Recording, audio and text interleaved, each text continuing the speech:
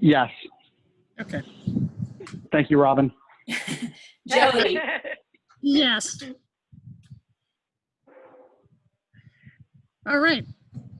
Next order here for RDA 24 Patterson Road, Thomas Murray, construction of steps, retaining wall. Do we have a representative for 24 Patterson Road?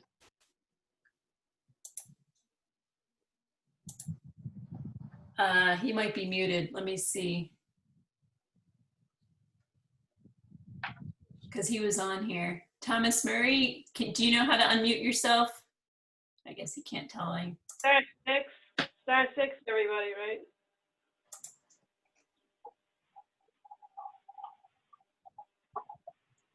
Okay, you've stepped away. Mr. Murray, do we have you?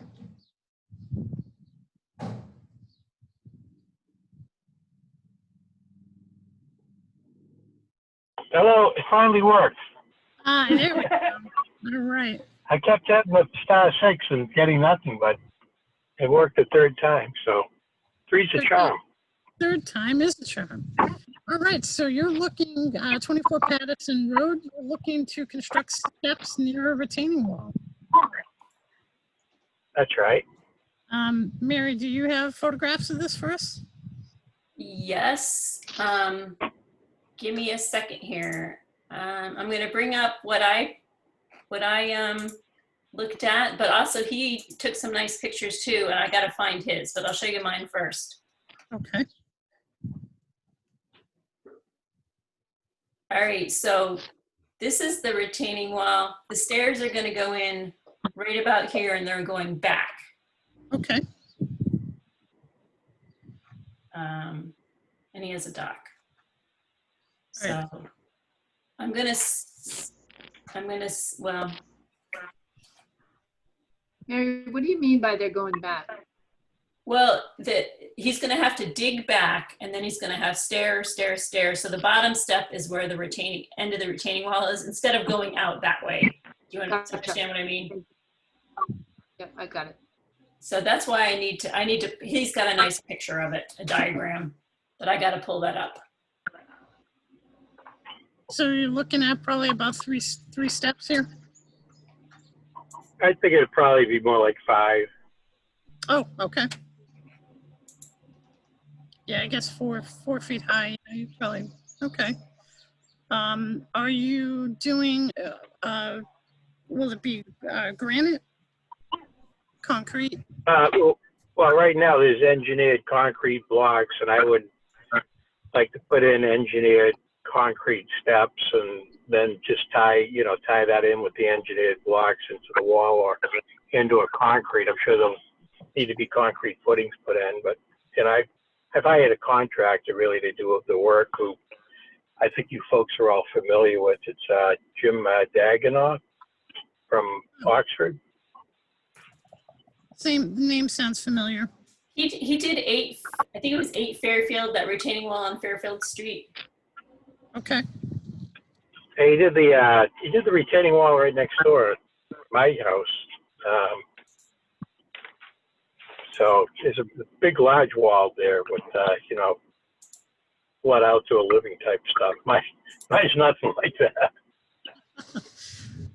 All right, so we're looking at probably a machine being there a day or two to dig out behind that retainer wall.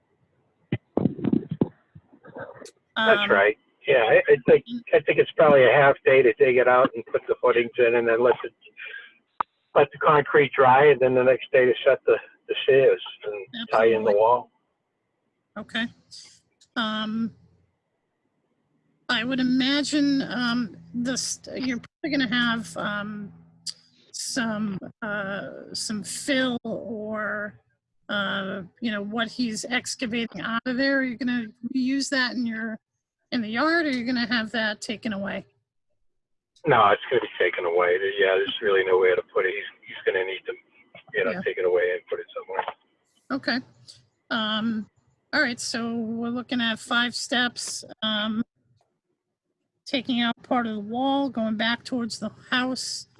And I would just recommend that during the construction phases that there be a silt fence and straw, probably a small straw wattle that just sort of loops around on the beach there. What Okay. what do the other commissioners think? Anything else? Well, there's gonna be a machine involved, so we have to have spill kit. Yeah. No, We- yeah, you should have a machines- spill kit. Yeah. I think, at least is my understanding that they were gonna dig it out by hand. Is that still true? Yes, that's my understanding. Yep. Okay, Oh, okay. It's gonna carry in the stairs, though. Right, so that's the, yeah, he was gonna, that's the question. He was, and maybe if you're pouring the concrete, you're not gonna do that. The contractor told me he might need a machine to carry, a little tiny thing to carry the stairs in, but Okay. So Okay. if he's gonna have a little tiny machine, he needs to have the spill kit, right? okay. I mean, not a giant one, but whoever has the machine should have a spill kit. Yeah, I imagine he probably is talking about like a forklift or a bobcat or something like that. yeah. More But than I don't really know. Okay. So, do we want to make a move forward with a motion on this? Including, someone want to add in the few, safety best manager practices we added, just talked about?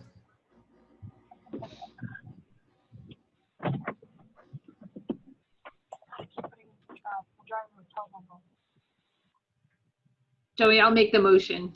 Okay. For a negative request for determination of applicability for 24 Patterson Road with the addition of the best practices we discussed. There'll be none of that. So I have spill She kit, goes, and then she goes to him. bottle, and no stockpile. Yeah, you're coming across a little gobbled. I just want to. Do you want like that straw barrier? Is that what we're saying down on the beach part? Yeah, Or just no? down there, just in case you get a rainstorm when that starts getting taken apart there. Okay. Sort of kind of hook it around with the silt fence Okay. during the, while it's under construction, just so no sediment or anything carries into the resource area. Okay. Excellent driver. Do we have a second on this? I'll second that motion. All right, thank you. Mary, could you please pull the board? Robin, Yes. Clarissa, Yes. Michelle, Yes. Fred, Yes. Hayden, Yes. Joey. Yes. And we will, Mr. Murray will get you your, Mary will get you your permit, this week, Mary? Within the Yeah, next- yeah, hopefully by the end of the week. Well, Okay. we're mailing him out right now. Very good. Thank All you, everyone. Thank you. Have a great evening. If you need anything, contact the office. Okay. I'm signing off. Thank you. Thank you. All right. So, 100 Lakeside Ave, Angelo Spitzeris, remove and replace 8 trees and install of a dock. So, do we have Mr. Spitzeris on? I believe we have Stephen Balsavitz representing him, and possibly Mr. Spitzeros is here too. Okay. I saw Steve on. Steve, are you there?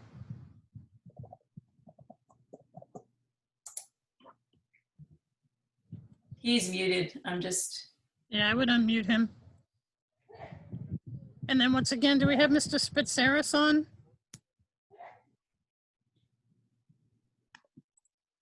Hello, Hi, Steve. how are you? I'm good. How are you? Good. Good. I'm representing Mr. Spitzeris. Okay.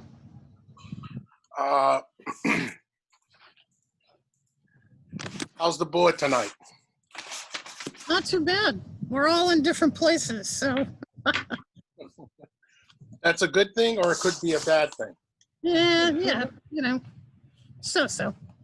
Uh, So take us through what you're doing with Mr. Spitzeris. all right. As you can see on my plan, I'm representing Angelos and Diana Spitzeris at 100 Lakeside Avenue, Webster, Mass. Yep. It's an existing house.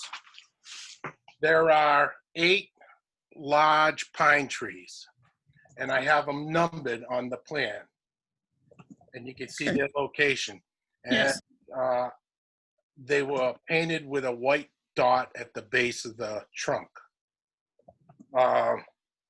We would like to remove all 8 trees and replant 8 trees. The wetland line is shown by the triangles. I have it labeled, delineated resource area. The 8 trees we will be planting are shown also. If you look at tree number 1 and number 2, you can see we have 2 in between and 1 to the north. Okay. And that particular symbol is the trees we're proposing to plant. There's one north of the southerly most boat ramp, and then there's 4 going around the corner. Okay. We would also be installing wattles and silt fence at the limits of work. Okay. There will also be a turbidity curtain in the water, and the trees will be removed and ground down and then loomed and seeded, or they fall in some of the flower beds. Okay. Now, what kind of trees are we looking to put back there? If you look at the detail of the tree planting, the same sheet, we'd like the planting schedule is 4 maple trees, 2-inch caliper, and 4 white birch trees, 2-inch caliper. Those were trees of his choice. All right. Oh, and keep in mind, 1 or 2 of the trees were struck by lightning, and the top fell on his house where I have that existing deck on the water side. Yeah. Fell and hit the roof.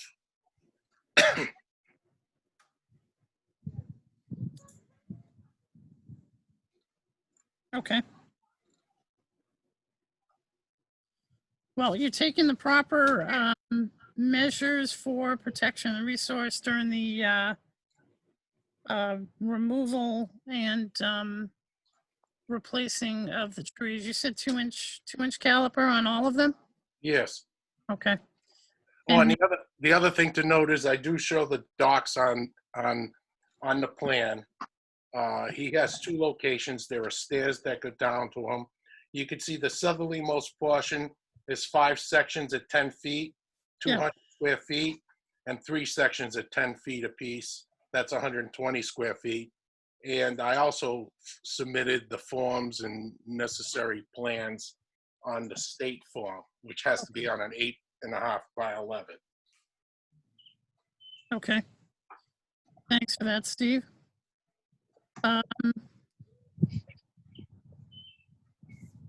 I don't have any questions. Very straightforward.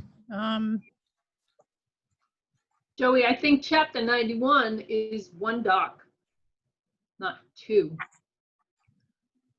There are 2 spaces there for docks with stairs going down to the water. And there was an existing home here, which was torn down and replaced with this new house. Matter of fact, I did the notice of intent. I don't know, back. I don't know the date offhand, but. Oh, I could find it. No, I understand, but I'm just right now.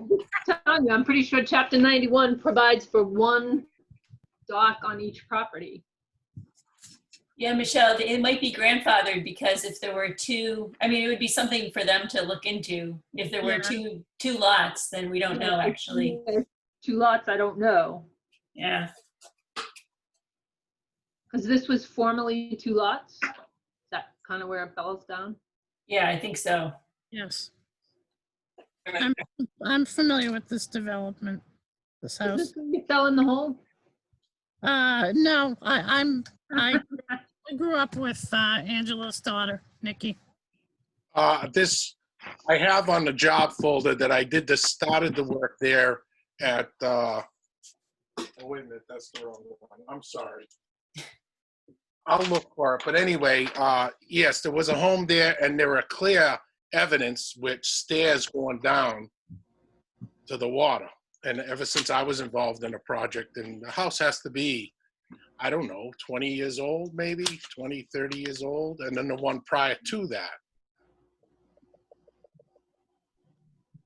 Well, I guess we could submit it, I mean, we could submit it to the state and or submit it to the state and see what the state, if the state doesn't allow it, then, they'll kick it back. Yep. Yeah, All right, I well, honestly don't know, because chapter 91 does say 1 dock per property, so I Yeah, don't know it what they'll does. do with it. It does state that, but in this one, I'm not sure what they'll, whether they'll consider it grandfathered or not. But we'll just see Yeah, what DEP says, and if they've got questions, I'm sure they'll reach out to you, Steve, or Mr. Spitzeris as to, I mean, there's certainly reasonable docks, so there's nothing crazy going on. Yeah. But I don't know what the state is going to do with having 2. I will. All right. Well, in the meantime, Steve, I'll put forward the motion for a negative determination for applicability. Yeah, I think, Joey, what do you guys think? I didn't think they really needed the turbidity curtain for this project. It's just tree removal. I will be honest with you. I would, yeah, Steve, you can forego the turbidity curtain on this one. I appreciate that, but I think with the straw wattle and the silt fence, if you're able to put it right at the shoreline, you should be all set. All right. As long as I think that'll, especially during the grinding, yeah, that's far enough away. I wouldn't, I'd recommend putting the turbidity, putting the straw wattles and stake silt fence at the top of the embankment, because then you get the height of it. If we put it down, there's like a 3 or 4 foot or 5 foot distance from the top of the hill to the actual water's edge. Of course. If there were any chips, it'd blow over it. So. Yep. So yeah, I just want to make sure. I mean, they'll be able to get in there, obviously, with a crane or. Yeah. But I think everything's. I think that's good. Mary, thank you for bringing that up. So we've got Hayden with the first motion. Do we have a second motion on this one? I'll second. All right, Clarissa seconds. Robin, Yes. Clarissa, Yes. Michelle, Yes. Fred, Yes. Hayden, Yes. Joey. Yes. Okay. Steve, thank you very much. Thank And saw Mr. Spitzeris on, so thank you, Mr. Spitzeris, for joining us. And any questions, please reach out to the office. Thank you. All right, Mary will get the paperwork to you as soon as possible. All right. Thank you.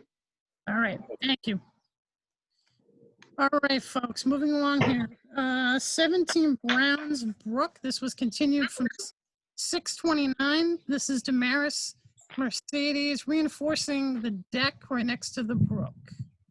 Do we have a representative for 17 Browns Brook? Mercedes here. Hi, how are you? I'm good, and yourself? Good, good. I met with you back in January, February, I think it was, wasn't it? Maybe a little bit later. That was something that we started, I believe, somewhere in March. Okay, yeah. So Sorry, I'm lost in time. Okay, so Mary, did you, let me see here. Okay, so everything is done here. Yes. You've got your deck in there. I see The that. deck it was already there. What we was doing, it was reinforcing the platform near the creek. Yep, because it had started to slip. And Yeah. okay, so okay, and you put rock around there. Yes. Now,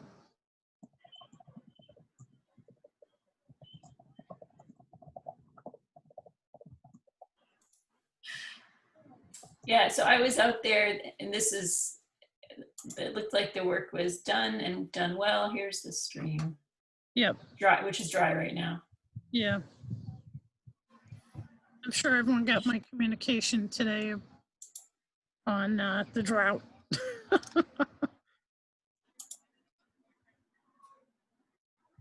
Okay, so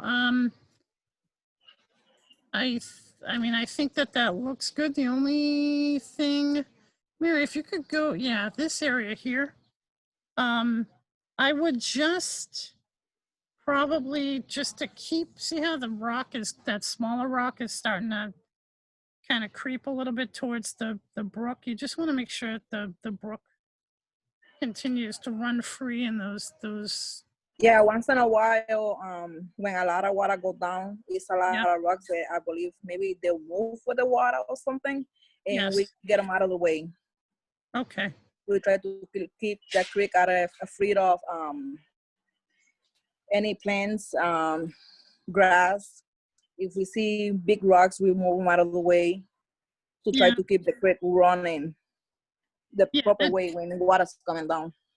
Absolutely. Yes. And we talked a great deal about that when I was at your house and talking about the brook. So Yeah. the only thing is that cinder block there in the Yeah, middle. we got out of the way. That Okay. was something that it fell when we was working in there, and it was a little heavy for me, but we got it out of the way. Absolutely. Okay. But I would probably consider if you've got such a tiny lot. So what I would do is if you got some stones, see how you kind of armored the side there, and then I would continue putting those bigger stones on top of the gravel, just a little bit there to so that when the rain. Yeah, that's what we're trying to. We start, Yeah. you can see that we put up a word to hold the ground, Yeah. because when a lot of water is coming down, it's eating the ground. So we put a wall, and we're gonna find some more rocks to keep going down that creek. Okay. All right. So I've been here and I didn't have any concerns. Mary, anything aside from just a little bit of creeping of the gravel, anything stand out at you? No, I didn't have any concerns. Okay. What does the board have? Any questions? No? Is the work completed, Mercedes? It's like it have a little details, like we did the walking way with the bricks, and I want to fix that really good. Just details that we want to get into, but the biggest job is already done. Okay. Mary, on their RDA, was the walkway included in that? That's a good question.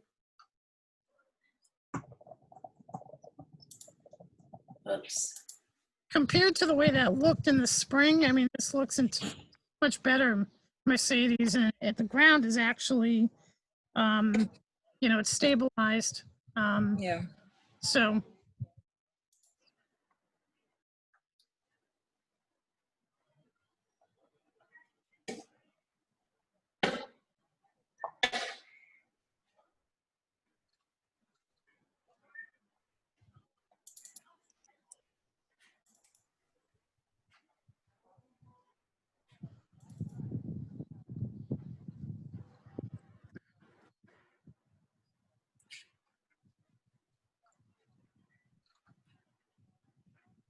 It doesn't look like they mentioned the patio on the RDA. So we just add that. It's just a formality. I mean, it's completed anyway, and it's stabilized. It's what had kind of concerned me before, so it looks good.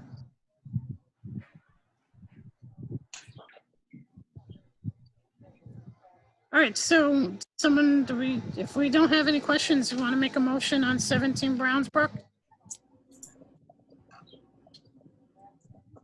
Joey, I'll make the motion for negative determination for Brownsbrook. Thank you.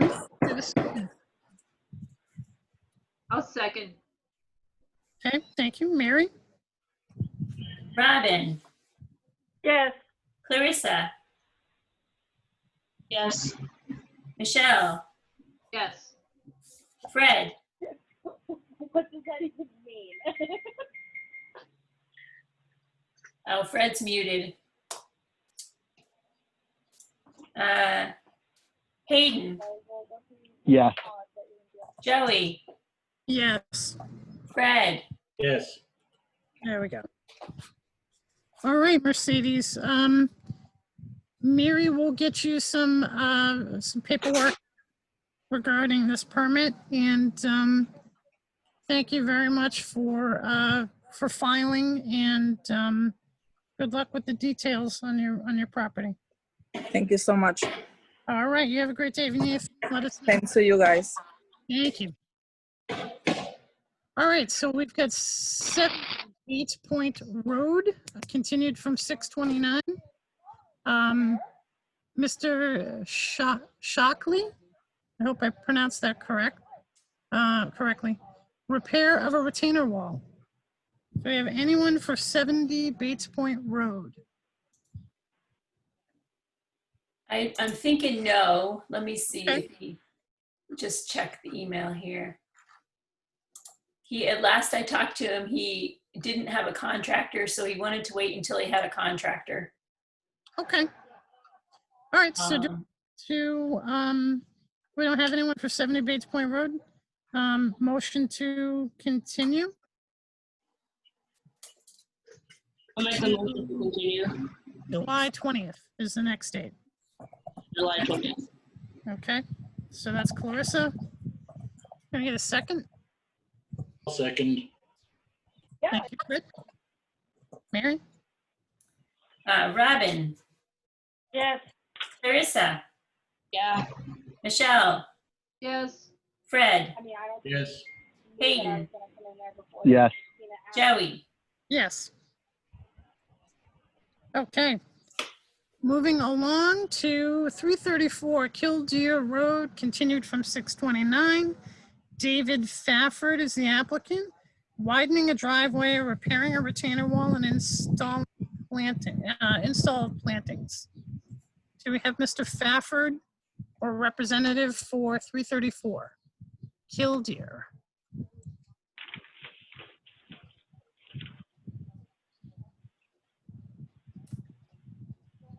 David or Christina Fafford?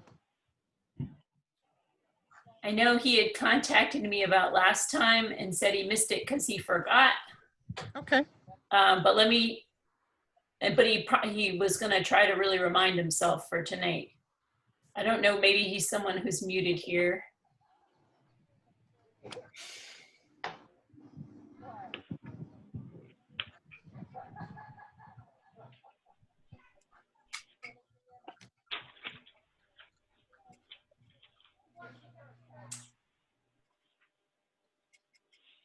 Oh, there's someone trying to get in. I don't know. Maybe we need to continue him, or we can wait to see if this is him coming on. Okay. We can call on him again. I might have, because, yeah, anyway. Yeah, I mean, we can save it to the end, and if he's not here by the end of our meeting, then we'll have to continue it. So, all right, so moving along, putting 334 on hold, we have public hearings, notices of intent, 67 Colonial Road, David Arnold. is the owner, Ryan Paquette, Paquette Designs, install the patio, plantings, and lawn.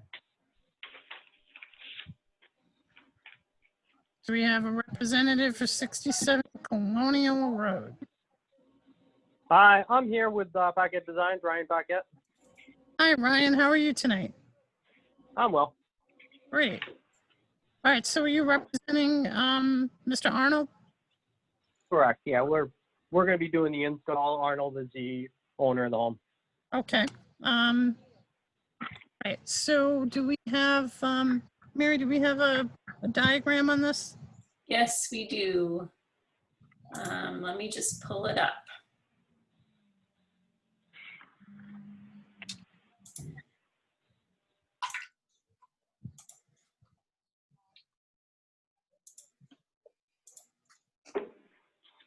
There's a couple. It may be easier to start with this one.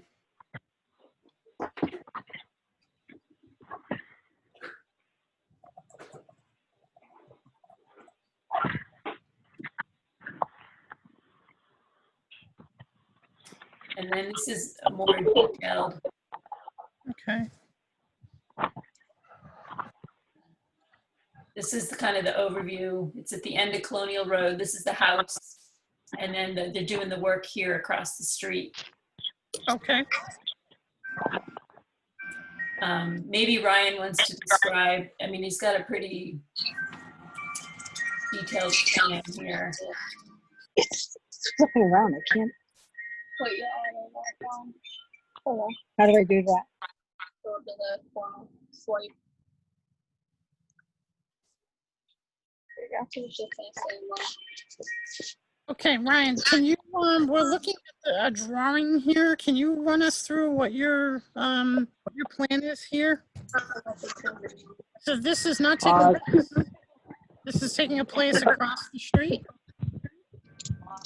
Yes. Okay. It's an area that's currently just rough stone that's looking to put in a paver patio as well as terracing it with some walls, associated plantings and lawn with it as well. Okay, so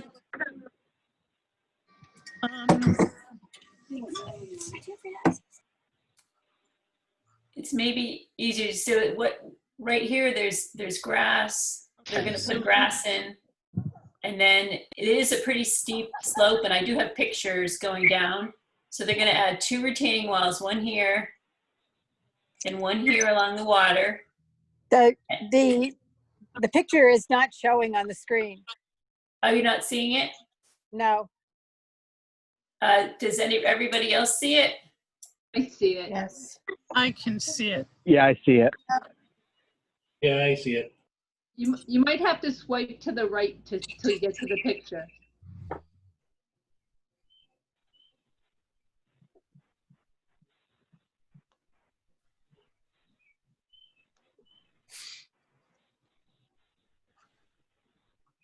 Okay, so so we can keep things moving here. All right, so we've got grass here at the roadway. Grass at the road. Retainer wall. How big is that wall going to be? There's 2 4-foot walls. The total elevation and height from the water to the asphalt, I don't have the exact numbers off the top of my head, but they were about 110 inches. Okay. All So right, we're doing, what's that, 80, 96 inches of wall. So by the time the walls go in, the sloping won't nearly be as bad. okay. So the patio, is that going to be pervious or impervious? I would I really can like do to be either able to or. see this picture. I could do either or, but I was planning on it not being pervious. We're in a better, we'd like to. We'd like to be able to see this picture. Here, you may need to try to share your screen again. Okay, I'll do that.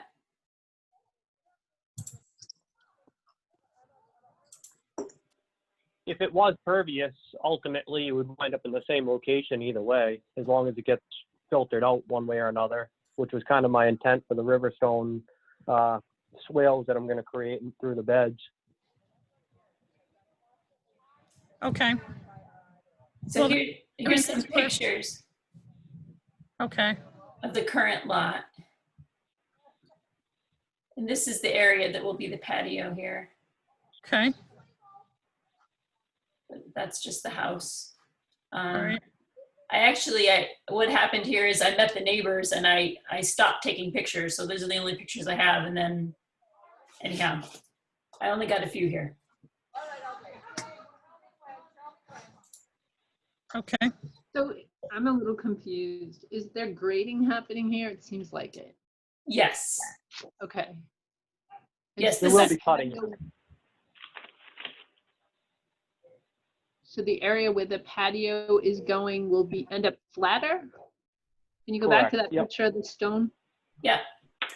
Most of the planting bed areas will remain roughly the same, but the patio will definitely become terraced and flatter. okay, so what are you doing at the, where the, on this side, the side that we're looking at right now, I see trees that were cut down and it's pretty barren. So this side is, what are we doing right here? That would wind up becoming a planting bed. Okay, so this is going to help absorb stormwater. Yeah. And there's a little bit of Japanese knotweed actually coming up. Yeah, I see it. Yeah. Um, So that would be good to try to get that out of there. And the Before grade that will entire- remain the same here? What's that? Is the grade remaining the same here? So this is just getting planted out? Is that the plan? Ultimately, yeah, if I could expose more of that wall and bring that grade down some, I will, but I don't know how deep that concrete wall goes down. But there's no additional wall in there, so. Okay. Are you leaving those tree stumps there? Yes. Okay. Because if you started doing something with those stumps, taking them out, that could really destabilize that area, and obviously you wouldn't want that. So. Well, how are you Yeah, I gonna, don't feel it. how are you gonna Now- grade there and not affect the stumps? Why wouldn't he take the stumps out? Can I ask who's talking? Lois Fauché, the neighbor, All right, Lois. direct abutting. Okay, Lois, we're gonna go through this with the gentleman, Mr. Paquette first, and then I'll open it up. Questions. Okay, Okay, terrific. Sure, I'll give you a chance to talk, I promise. Thank you. thank you. So, all right, so the stumps there, are gonna remain. Yep, there is, He's trying to make on it. the opposite side of what you're looking at right there. Yeah. Across from that crushed stone, there's a small cherry and there's another real old stump. Those are gonna come out, but at this point, they're fully decayed. Okay, all right, But these stumps, no, between tying his boat to it and stuff like that, and like you said, being so close to the water and causing extra disturbance, I did not plan on that. yeah, that would be my concern. So how would you?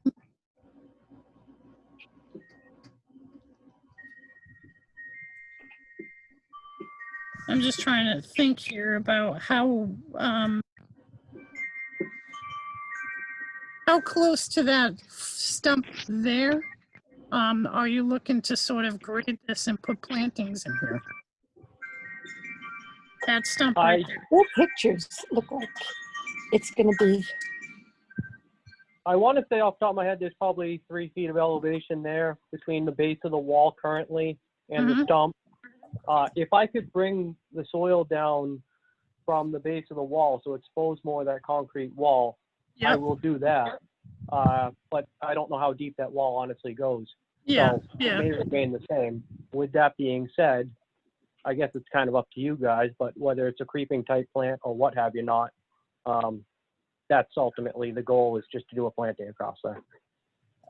Well, you're at least going to need to be 10 feet, I mean, there really isn't any bordering vegetative buffer here. Just a little bit. I mean, there used to be the trees there and there's a little bit of vegetation there now.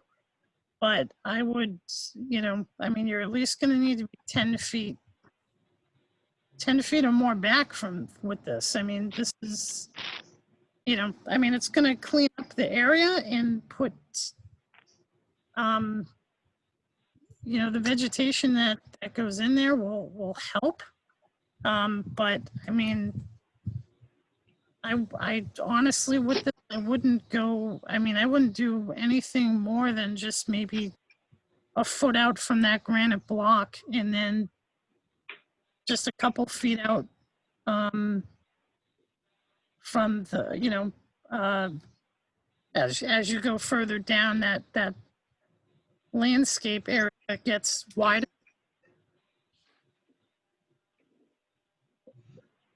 Are you saying that I can't plant within 10 feet of the water? I don't know if there's a follow with that. Well, what I'm saying is there's a bank here, and anything that you do needs to be at least 10 feet. I mean, we ideally look for 25 feet under our policy. But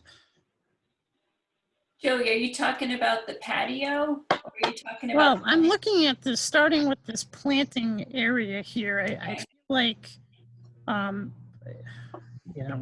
That's been like that essentially forever. So, in my opinion, anything we do from here on out there is only going to stabilize it even more rather than just have a mulch desert there.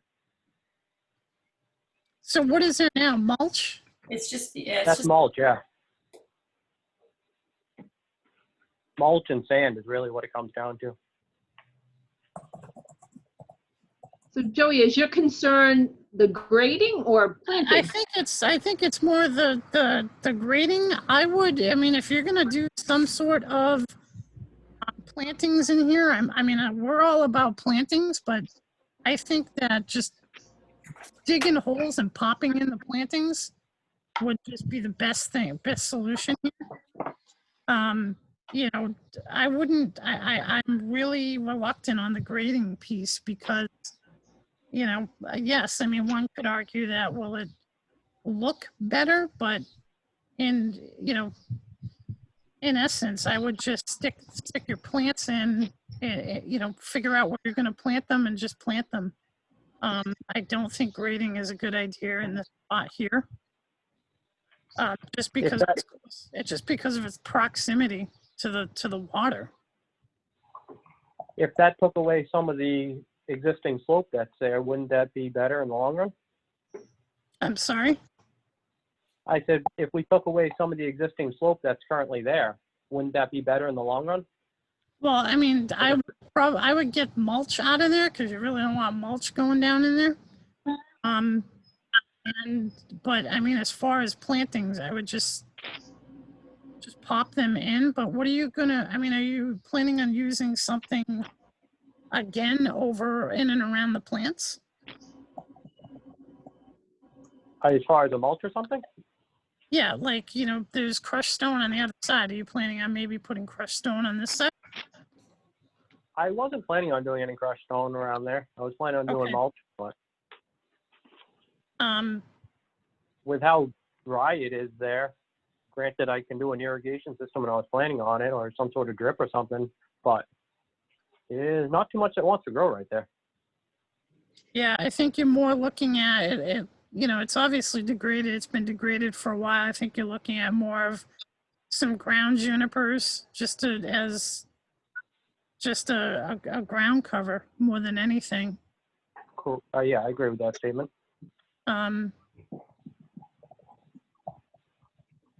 So that's one, I guess, one phase of this project. Do any of the other commissioners have questions or understand where I'm coming from as far as proximity and concern about mulch getting into the water? And yep, I have the same concern.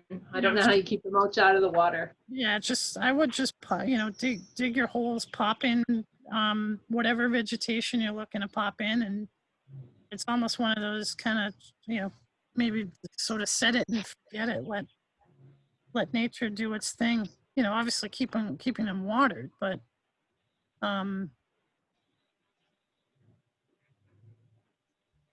No concern for the fact that there's already mulch there? well, you had mentioned earlier about taking out the mulch. Okay, so you would rather see that stone or something put back in its place? No, No. don't do it either, because it would be hard to keep out of the water. A big rain will take it for a ride. Yeah, maybe it was a little confusing, Ryan, I sometimes talk through my thoughts. What I was saying, obviously mulch does tend to carry, but it does look like it's packed down there. So, if you were to rake it and sort of get the mulch out of there, I think that's where you might get having it lowered a little bit. But what I would just recommend is just, figure out where you want to put your plantings. And, we primarily like natives, just to bring natives back to the lake. But I think given that particular area, you're probably one of the only things that may grow there is just maybe some button bush, low bush, blueberry, probably ground junipers. Yeah. Something like Yep. that. And then, Okay, yeah. Right to the left of this is a heavy grove of, I forget if it's blueberry or sweet fern, but essentially that's what you're referring to. Just carry that across. yeah. Yeah, maybe you can see it on this picture here. There's vegetation over here. Yeah, that we're not seeing there. So, yeah, we'll carry over into the natural look of that area. So, all right, so we want to, I had asked about the gravel earlier, if you were going to put gravel in and around your plants, because you're obviously going to have a surplus of gravel from the opposite side. But Yeah, that was going to get hauled out of there for the most part. Okay. All right. Whatever doesn't get used as a base underneath the patio, but I'm sure the gravel that's under there is all bank gravel. I'm sure it's all nice, but. Yeah. So you're going to obviously need to, are you bringing some fill in for that grass area? That would loam definitely needs to go in there for, in and around the plants and as well as the lawn area, yes. All right, so looking at the patio, which is the next piece of this project. So you're gonna have to dig down. Are you hand digging or? No, there's gonna be a machine. Okay. Yeah, this is an NOI, Joey, so yeah, he did do the full NOI process for this. Okay. Yeah, I'm just trying to see if I can get an idea of his process and what he uses. So, okay, so a machine's gonna come in, and as far as the patio is concerned, we recommend the use of pervious paver so that when you do get storm events like have been coming through, you get more percolation of the water into the ground table. Okay. That may be challenging on these, but it could be done. Ultimately, it's just going to get scrubbed through that gravel and then spill out back into the water. So, what if it comes out on a river stone or riprap type swaled area and gets cleaned that way? Well, the way for water to be cleaned is to go down into the ground and let it do its natural filtration through. That's why, a shoreline and a vegetated buffer which there is no vegetative buffer in this case, is important, right at, especially a resource like the lake. Mm-hmm. You know, we ideally don't want water just coming off of something that's built and just going right into the lake. It needs What some if- filtration. What if there was an infiltrator and a strip drain underneath the structure? Well, one of the things that you have to remember is you're very close to the water, and if you get one of those summer thunder showers, those pavers are going to be hot. So you're going to be having very hot water just rolling off and into the lake, which is what we're trying to avoid. So if they're if they get in contact with gravel underneath, they at least have a chance to get rid of some of the heat into the rock. So it's going to act as a stabilizer. Yeah, understandably so. What if they went into a Caltech infiltrator rather than just right through the permeable pavers through a strip drain? Well, I mean, I wouldn't. I mean, what size Caltech would you be looking at for something like this? I mean, we'd need to know the square footage of an impervious. And I mean, I don't necessarily think that you would need a Caltech chamber for this. That would require a bit more. I mean, I think that would be a bit more disturbance to that area. Yeah, the patio just is 21 feet by 26 feet. That's the size of it.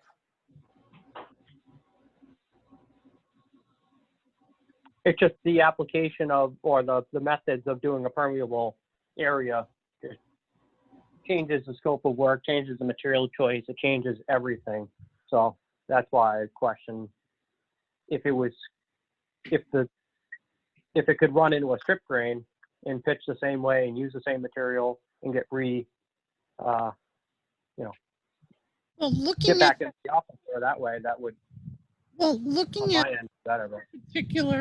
this particular picture here, Ryan, if you were to put in, say, a small little strip, or as you refer to as a drip, sort of a drip area, where would you put it? Just along that wall there? yeah, in front of that wall, correct. Wall? What's that? That lower wall there? Yeah. So I can either pitch everything from, from the lawn area down towards the water and do strip drains that way, or I could even pitch it backwards. I'd prefer not to in case you have an issue with the drains, but.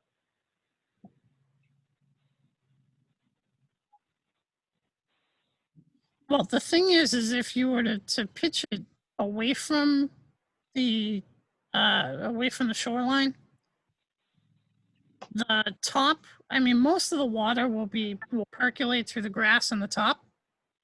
And, obviously you're obviously going to put some sort of small little drip pipes out of that first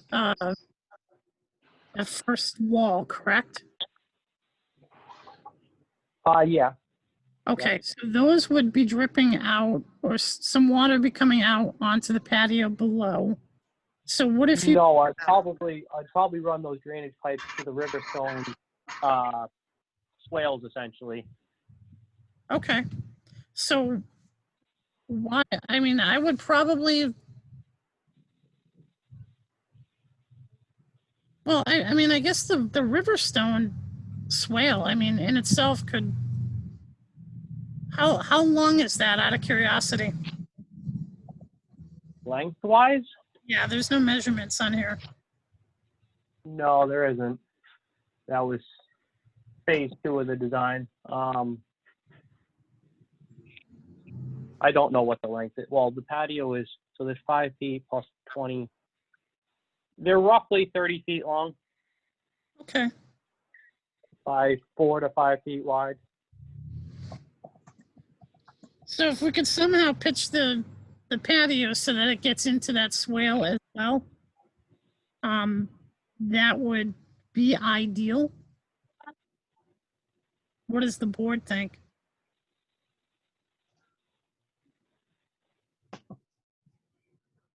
I mean, it's just like other swales that we look at in projects. So, you know, as long as the water is getting into a swale, it can get into the ground.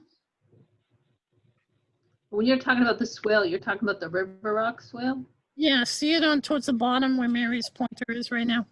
Yeah, I'm just concerned about the river rock. But yeah, I think the water going into the swale makes sense. Yeah. Yeah, Are you concerned about the size of the stone, or? if you're sitting there and running it into that swale, you've got probably 150 square feet of swale, Yes. and even at an inch of stone, you've got more than adequate for it to work as a dry, basically a dry well. Yeah. So that's a good point, Fred. Thank you. So as far as the river rock is concerned, Ryan, what kind of river rock are we talking about? Like size and? What I use is a gravel tailing, which is about 12-inch minus, just natural rounded stones. When they screen gravel, they create this stone that they got to crush up instead. Okay. Is it,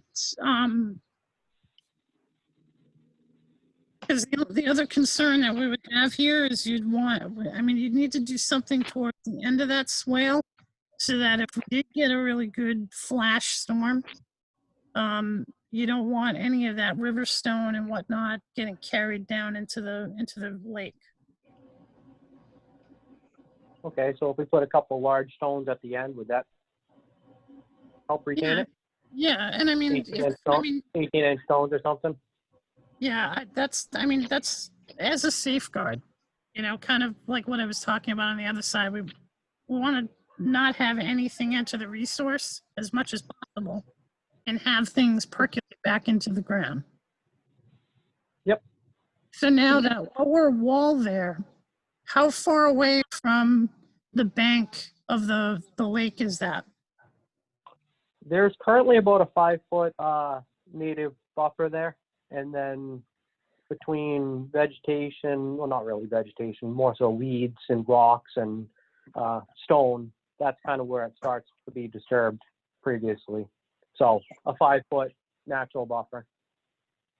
Okay. So would you say that wall is another 5 feet back? No, well, from the water's edge to the wall is 5 feet. Okay. Because you'd need to be at least 10 feet back. So what are we doing about the 5 feet of crushed stone disturbed area that's currently there? That I would leave in place, but Webster does not have a bylaw right now. So the next closest thing for when you're doing development is 10 feet back. So you need to be 10 feet back. Okay.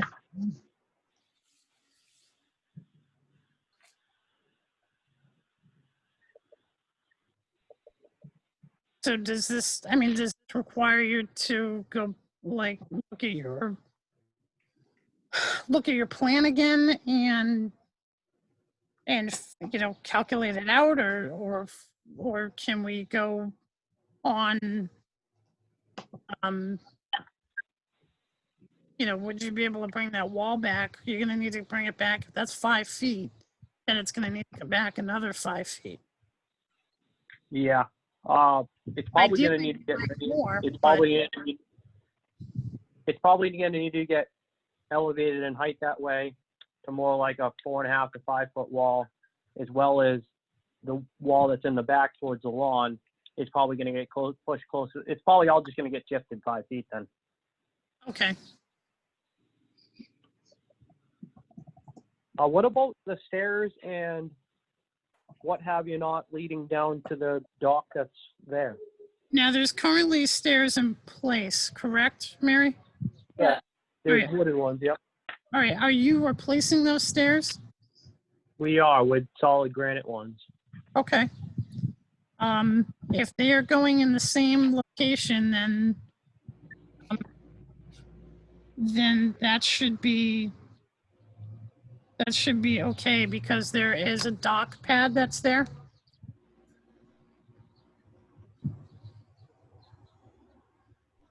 They come almost down to the water's edge, and in order to put in those stairs, I would need some sort of wall.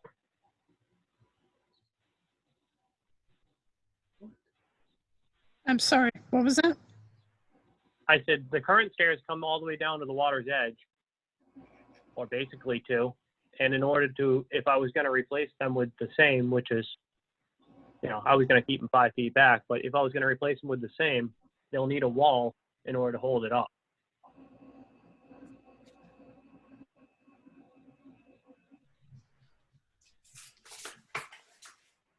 I don't understand. Yeah, that. you're right.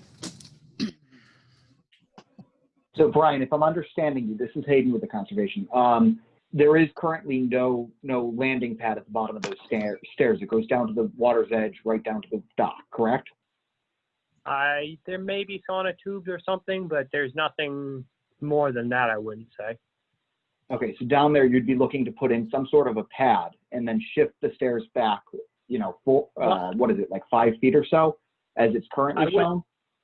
I wouldn't even be putting a pad at the bottom. I would be leaving the natural gravel's edge there 5 feet, or that's what I was intending, and pushing the stairs back. Yes. So the wall and the stairs and everything were originally planning on being where they were. It was the exception of the stairs being pushed back a little bit further from the edge. But Well, this project is kind of like, Joey, you got to think of it in 2 parts. First, it's like putting a retaining wall along the shore, like many people have. And then there's the question of whether you're going to have the patio all the way to the edge of the retaining wall.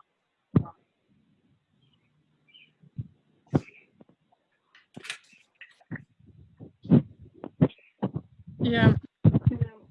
I'm not necessarily disturbing anything more that's already disturbed there.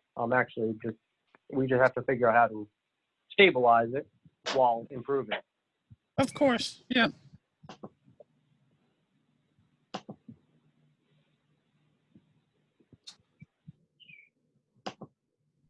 Commission, any of the other commissioners have any input on the stairs?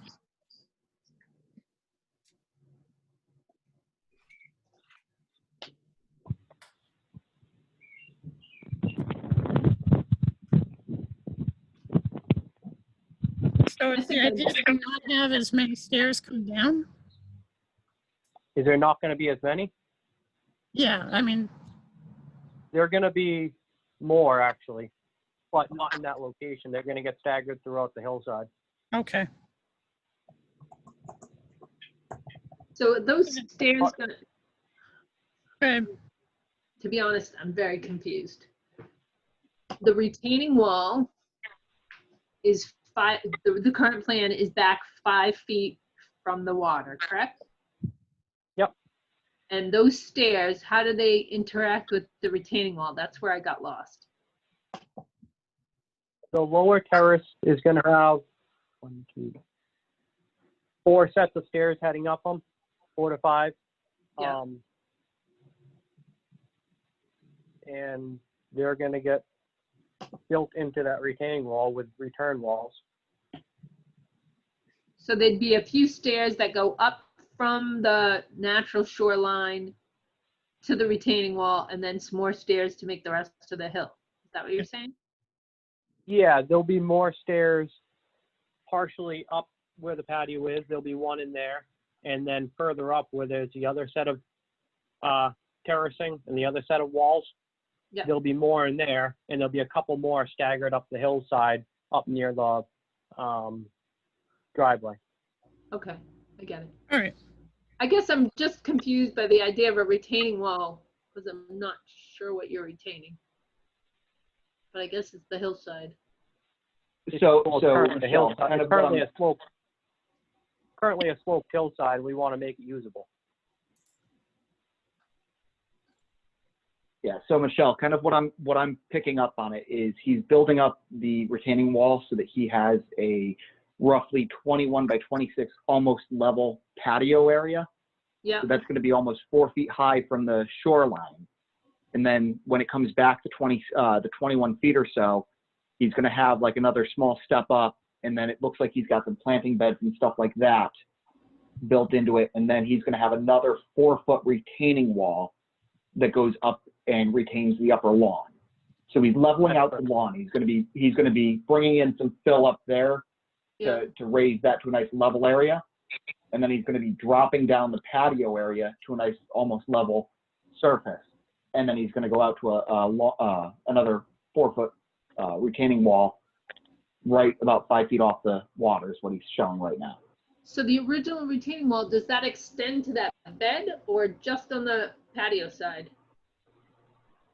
Well, there's going to be a small one on that bed to hold back the set of staircases. But Okay. aside from that, that's it. So it's mainly supporting that whole patio side of the stairs. Correct, yes. Okay, thank you. And- I apologize, but sometimes flipping between pictures and graphs and stuff, it's easy to get lost. The area that's the first wall down by the water's edge is a little taller than what's currently there as far as a drop off or wall, whatever you want to refer to it now. And then there's going to be a more of a leveled off patio area with a terrace in it, so a 6-inch terrace in it. Yeah. And then the upper wall will be 4 feet, bringing it back up to almost the existing height that's there now. But I got to strip out all that crushed stone and put in loam in order to grow grass. So aside from that, the area that's below the concrete wall that we were looking at and talking about the first time, that essentially stays the same other than plants and a river stone swale heading down through it. The area that's all crushed stone now, other than down by the water's edge, there'll be a wall there. Up top, there'll be another wall, and then it'll get leveled off 26 by 21 in order to put patio area. And then after that, the other side of that is going to remain roughly the same grade as well, with just additional plants in it, and a river stone swale heading through that to kind of deal with the water issues that get created by the patio area.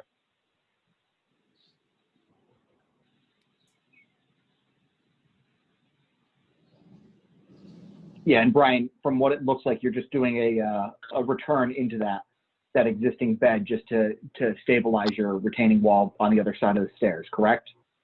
That is correct, yep. Okay.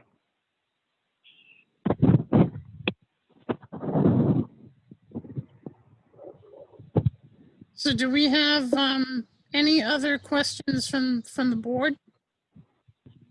Did I see there was some arborvitaes on this? Up near the house? Okay. Up there, we're also going to resod the grass that's up there, or the lack thereof grass, and then irrigation system up there as well as an irrigation system down here.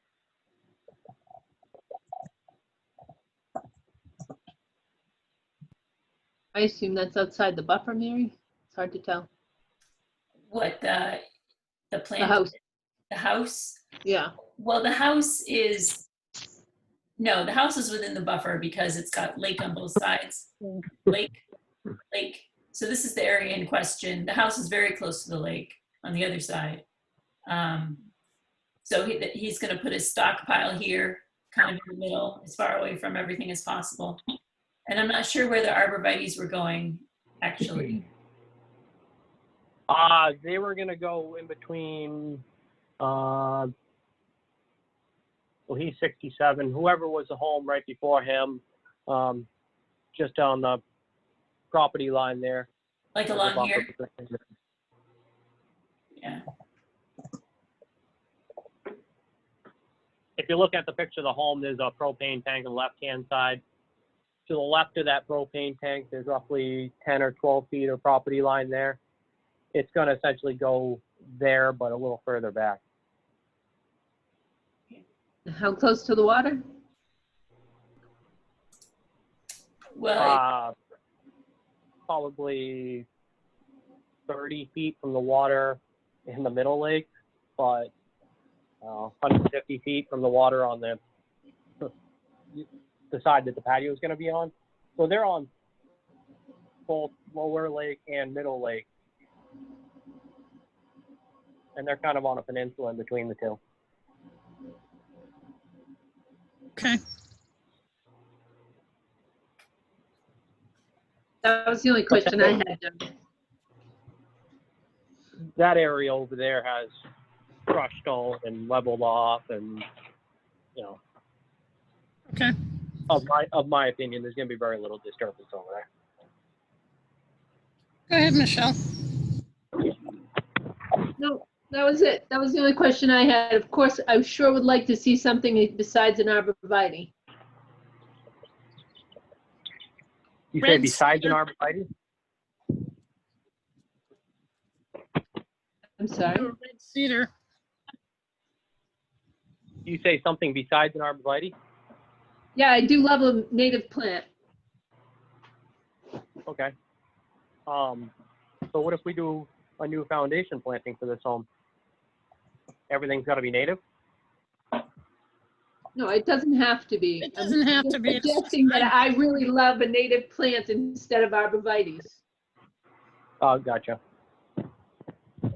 Hey, suggestions on that would create a good privacy buffer? Stay relatively narrow? I'm sorry, Ryan. What was that? A suggestion on that will stay relatively narrow and also create a privacy barrier? You could do red cedar. Yeah. Definitely. I mean, it's something. I mean, it's something to, we're not twisting people's arms to do it, but yeah. Ideally, what we're looking for are natives. Our commission is sort of adopted, just asking folks to consider natives, on their landscape. It's what most conservation commissions in the state are doing now to help ecosystem services and even our pollinators. Yeah, I agree with that statement, and that was my intent for anything around the patio. Just that area is very narrow, so Yep. other than a planting, honestly, I'll do a fence. So, Okay. as far as native plants on it, there's definitely a constriction on width-wise. Anything wider than a 3-foot plant is going to be a issue. Okay. Commissioners, anything else on this project? I'm good. I'm all set, Joey. Okay. All right, so I'm going to open this up for comments. This is a public hearing. So are there comments from the Yes, butters? hi. Hi, this is Lois Fauché. Hi, Lois. And how are you? Great. Good. I just have questions. We didn't talk about, from what I understand, he's putting in a new dock and a patio to the right of the dock. Yes, that's what we talked about. Yep. Right. I have not seen any survey markers, any new markers saying that they have surveyed this and exactly where the fence is going in and where the, I just want it to be very clear because he's telling us he doesn't want us on his property. And I want to make sure that we have everything right before this is done. And it's got to be careful that nothing is blocking the cove to get into because we own over on that side also. And I don't want to be difficult. I want it to be good neighbors, but I just want to make sure that everything's clear. There is currently surveyor stakes there. I believe both residents on David Arnold and the home before that, I don't know a home number, that both have that property line surveyed. So that was surveyed. I did not see any new markers from the Arnolds.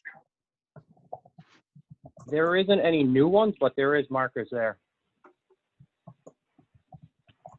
I was told that the markers are usually smooth, not railroad ties. No, there's a metal pin fault.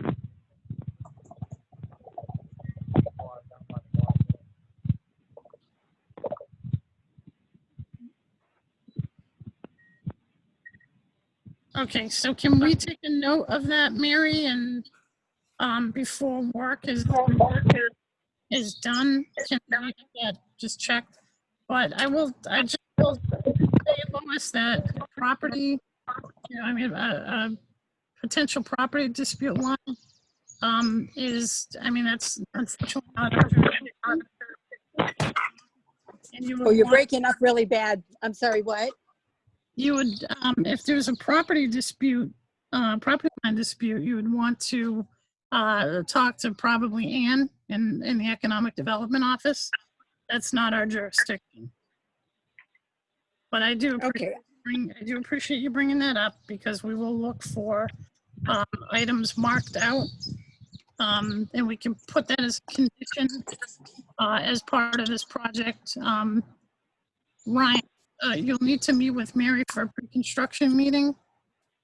So, hope maybe you can stake some things out for her so she knows where things are, and she'll talk to you about your erosion control. Okay, I just want to make sure, I want to make sure that whatever they're doing, that we're still allowed to get into the cove, because us and our neighbors on the other side of us have a piece of that property. Okay. As far as the dock, I'm not aware. It could be between David and whoever, but I'm not aware of a new dock. And as far as the use of the water there, nothing that I'm doing that's any concern of that. Okay, that's good to know. Lois, the dock filing is part of, it's kind of getting rolled up in with this NOI. It's a license. What it is it's a licensure through Mass DEP. It's called Chapter 91.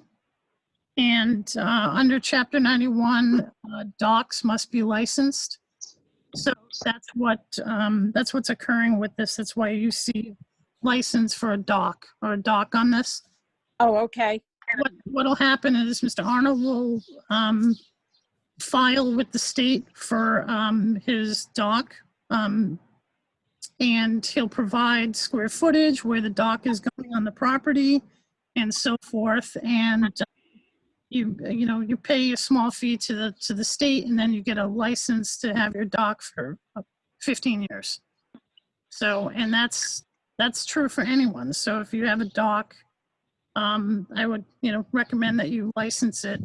But anyway, so that's why you're seeing the dock license here. Okay. Okay. Thank you for clearing that up for me. No problem. Any other questions? No, I appreciate your time. And like I said, we weren't trying to make trouble. We just want things cleared so he doesn't have a problem with us. Great. Well, I appreciate you coming on board and expressing your concern and your comments. And, we obviously were thorough, and we have the lake's best interest. So that's why we take time in permitting these things. So. And you did a good job. I appreciate it. Thank you. Thank you. I appreciate that.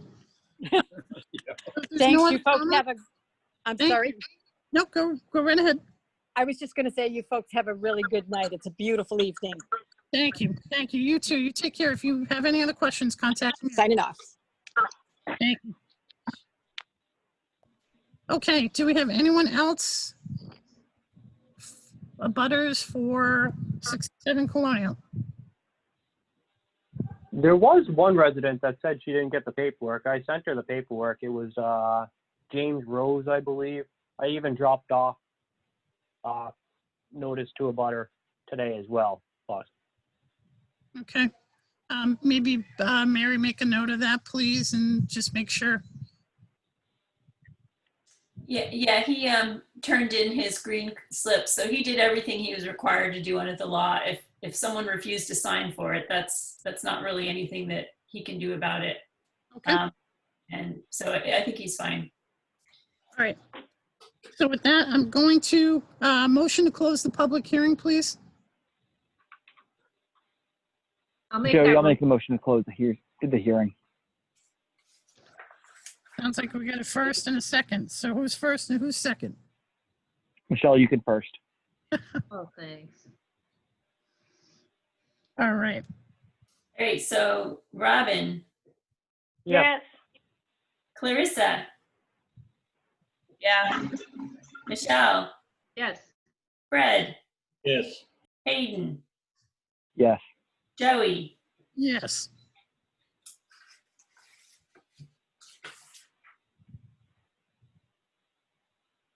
So Ryan, with this order, Mary is going to issue you what they call an order of conditions. She'll probably get it to you by next week. Mary will be in touch with you, or you can reach out to her. And you need to make sure that the order of conditions is issued before any work transpires on the project. So, but Mary will be in touch with you to coordinate a site pre-construction meeting anyway.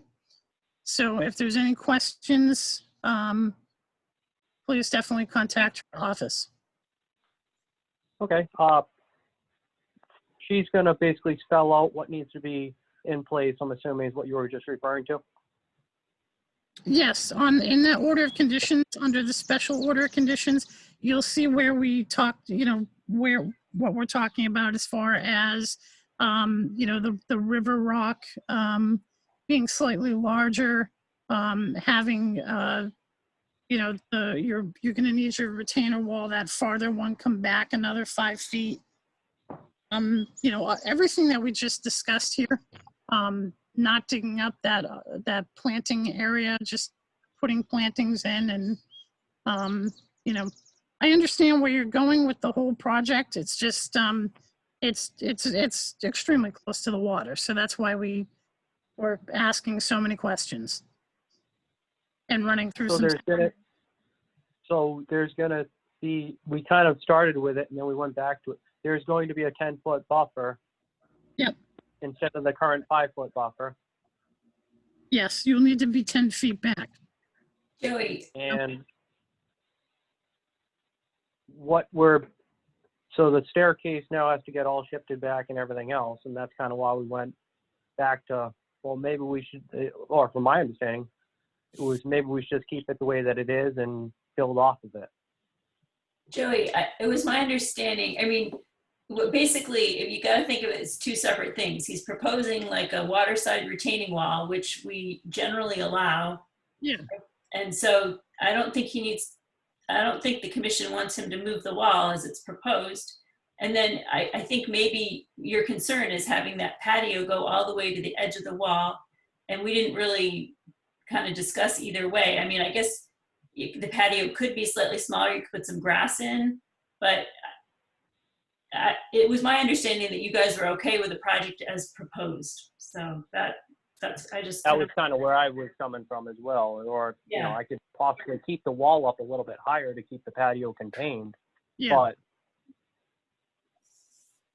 okay. That little 5-foot buffer there of no man's land just seems kind of not discussed. So. Yeah, Mary, with you just putting it that way, as it's a retainer wall, which we do, obviously we have a retainer wall. So, putting it that way, I more or less was just digging, I guess I was digging down a little bit too much on it.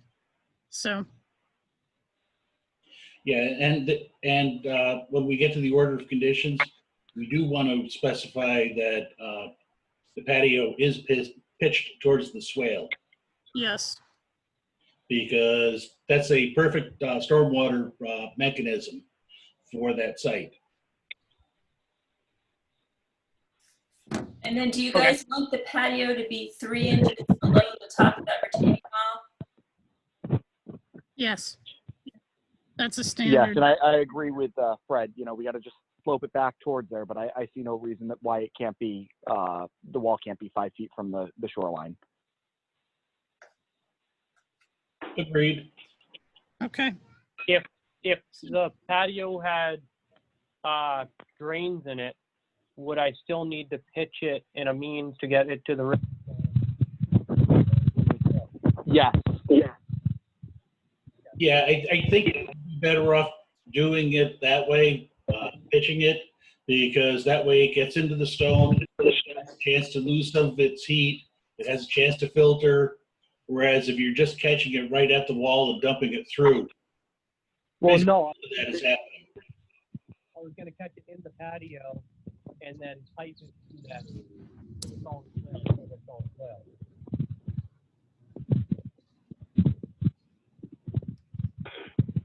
With the walls trying to put a pitch on it, but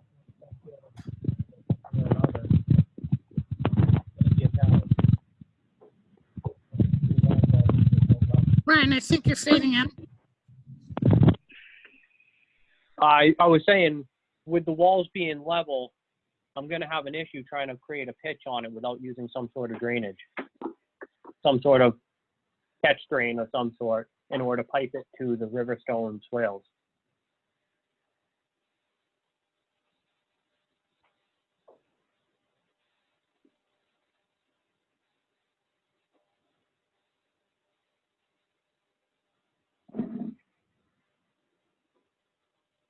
When we were talking about it just a few minutes ago, you were saying that you could get it to pitch towards the swale. Yes, I can. Pitch it back. I was saying, is there an issue if I do it with a strip drain that is piped over to that swale? I don't see that being an issue.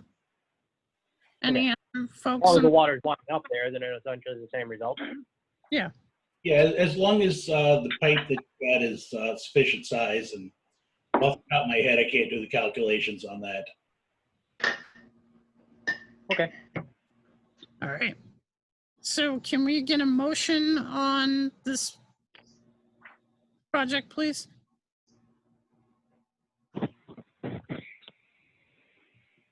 And just a quick question, I think we have erosion controls. Did you guys want a turbidity curtain here as well? I would do the turbidity curtain. That's Yeah, recommendation, yeah. Yeah, at least until that first retaining wall is done, and then after the site inspection, it may be possible to remove that before the end of the whole project. But for the initial, yes, it should be there. Across the whole site, or just in the areas where the water would be channeling? You definitely need it in the areas you're working. You don't necessarily need to run to the property line. You can hook them back as soon as you get past the limit of work.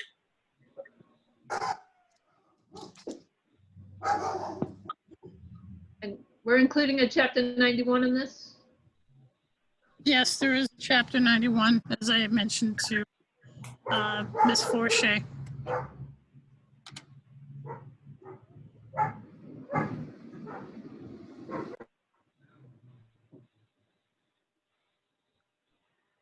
All right, so can I get a motion, please, on this one? We can wrap this one up, please. Joey, I'll make the motion. All right, so motion of approval or denial? Yes, motion to approve. Okay. Issue an order of conditions. Can I get a second on that? I'll second. Okay, Clarissa seconds to issue an order of conditions. All right, Robin, Yes. Clarissa, Yes. Michelle, Yes. Fred, Yes. Hayden, Yes. Joey. Yes.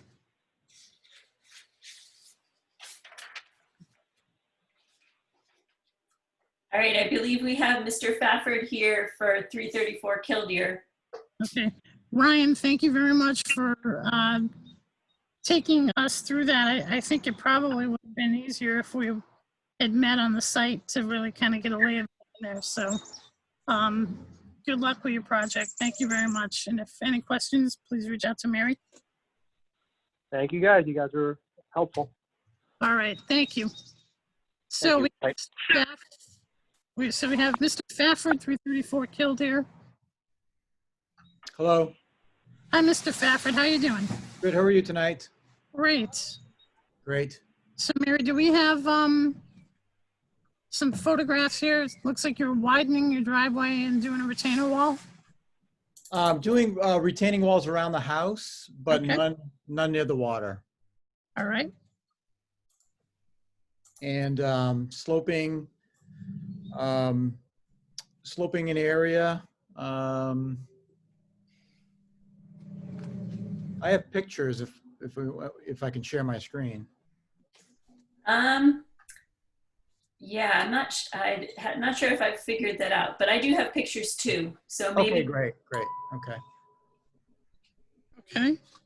So Proposing a walkway to the road from the front porch, walkway to the driveway, widen the driveway, and there's a little sloping wall that's not there, but it's on a picture, and then putting plantings where those purple diagrams are, and that's kind of next to the water. It's just cleaning that up and putting some plantings and just kind of beautifying a little bit there. And that was it, really.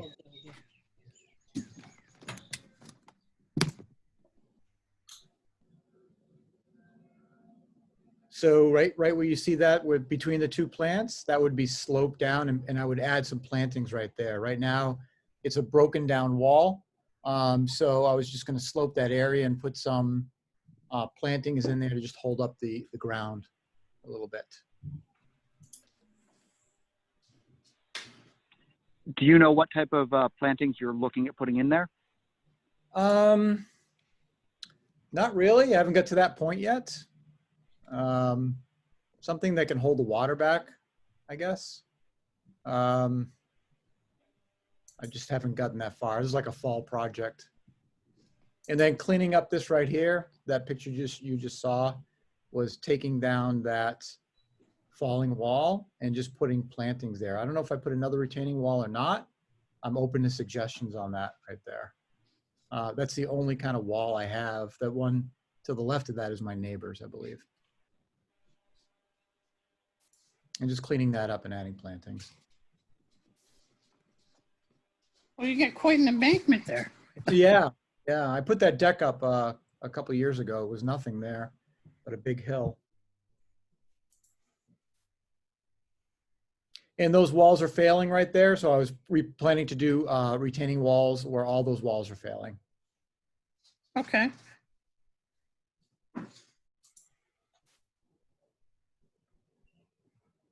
Those walls, the one. Now, what are you using concrete or are you using something, some blocks? Like a concrete block. Okay. Yep.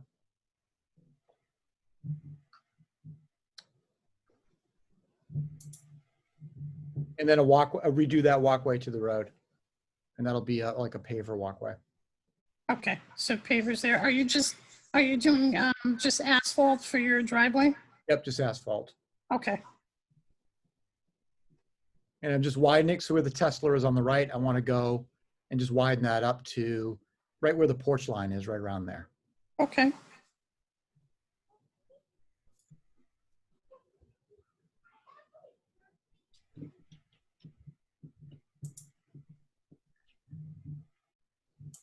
All right, so do we have some questions on this, Commission?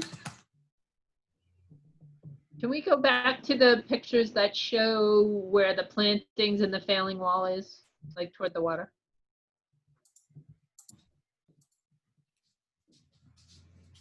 Yeah, right there. So I wasn't sure where the plantings are going to go, just all along this slope here. All along the slope, yep. Right in front of the deck, really. Right now, up top, there's a little mountain laurel. I don't know if I was gonna bring that more down or add more mountain laurel or something like it. I'm not really, it's not my forte. I'll ask my landscaper that. Yeah. And that wall's failed, so I was gonna slope that down. Instead of putting a new wall up, I was gonna slope that down and put plantings there. Okay. Mary, how close is that to the water? Do you know? Like, I'm having trouble putting it in perspective to the lake. Yeah, I think here's the, here's the top of that little section we were looking at. Oh, okay. So there's a fair bit of flat lawn Yeah. between that and the water. So no worries with dirt. No. Okay. And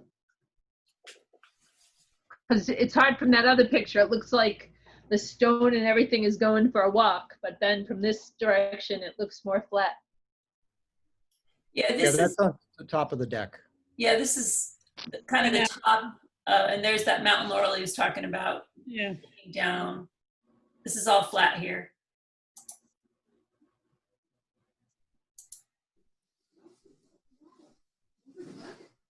And I guess I never stepped back and took a picture of the whole thing. So those stairs are coming down over on this side. Okay.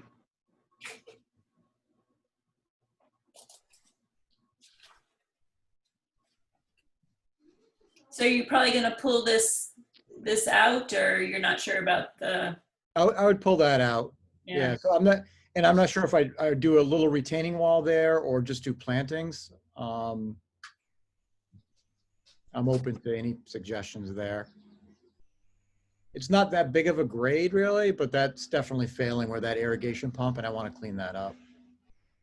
It probably would be best to take it out and just sort of slope it, but Yeah, that's what I was thinking too. you're gonna probably end up needing some sort of a box around your irrigation pump. Yep. That would probably be the best thing. That way it gets the pressure off of, if you were to do another retainer wall there, you'd still have the same problem with pressure building up behind it. Yeah. So, how many plantings are you thinking of, or you're just not sure yet?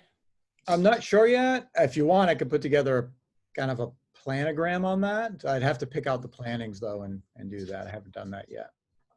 yeah, I mean, that would be good for us to know. I've recommended it before to other people that have steep embankments, something that grabs the embankment like a mountain laurel, maybe sprinkle a few of those in, like just dig a hole and pop them in.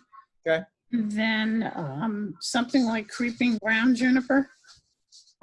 It's like an evergreen. Yep, I'm familiar. It just covers the soil, and it helps with erosion. Daylilies are good for that kind of thing too. Yeah. Yep. What was that called? Daylilies. Daylilies, okay. They're easy, they're naturalized, low maintenance. Okay, great. They'll spread through that like wildfire. Yep.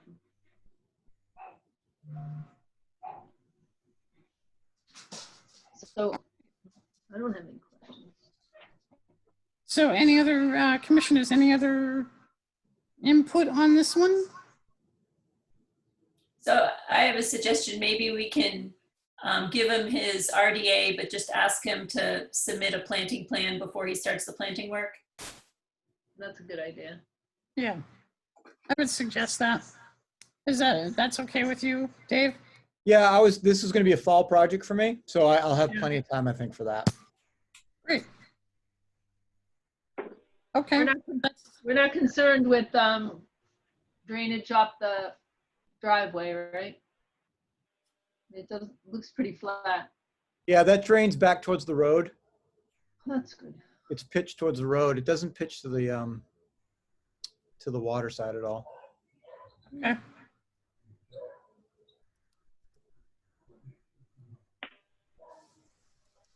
All right, so ready to make a motion on this?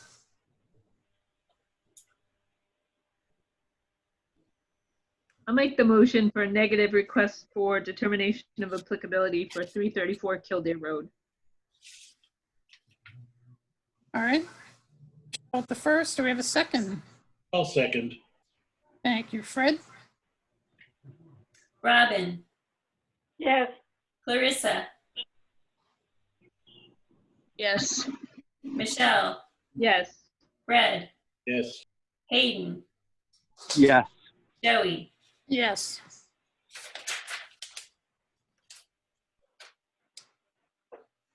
All right, Dave. So if you need some advice or you need any help, please contact Mary. We're more than willing to help you out with anything, ideas or what have you. And Mary will get you your paperwork via mail. Yeah, thanks. Mary's helped me already along the way, so that's been great. Great. All right. Anything else, Mary? I don't think so. All right. Mr. Fafford, thank you very much. We're here for you, and good luck with your project. Thank you. Thank you. All right, folks. We're in the ninth, or no, the seventh inning stretch here. 190 Kildare Island Road, requirements for COC.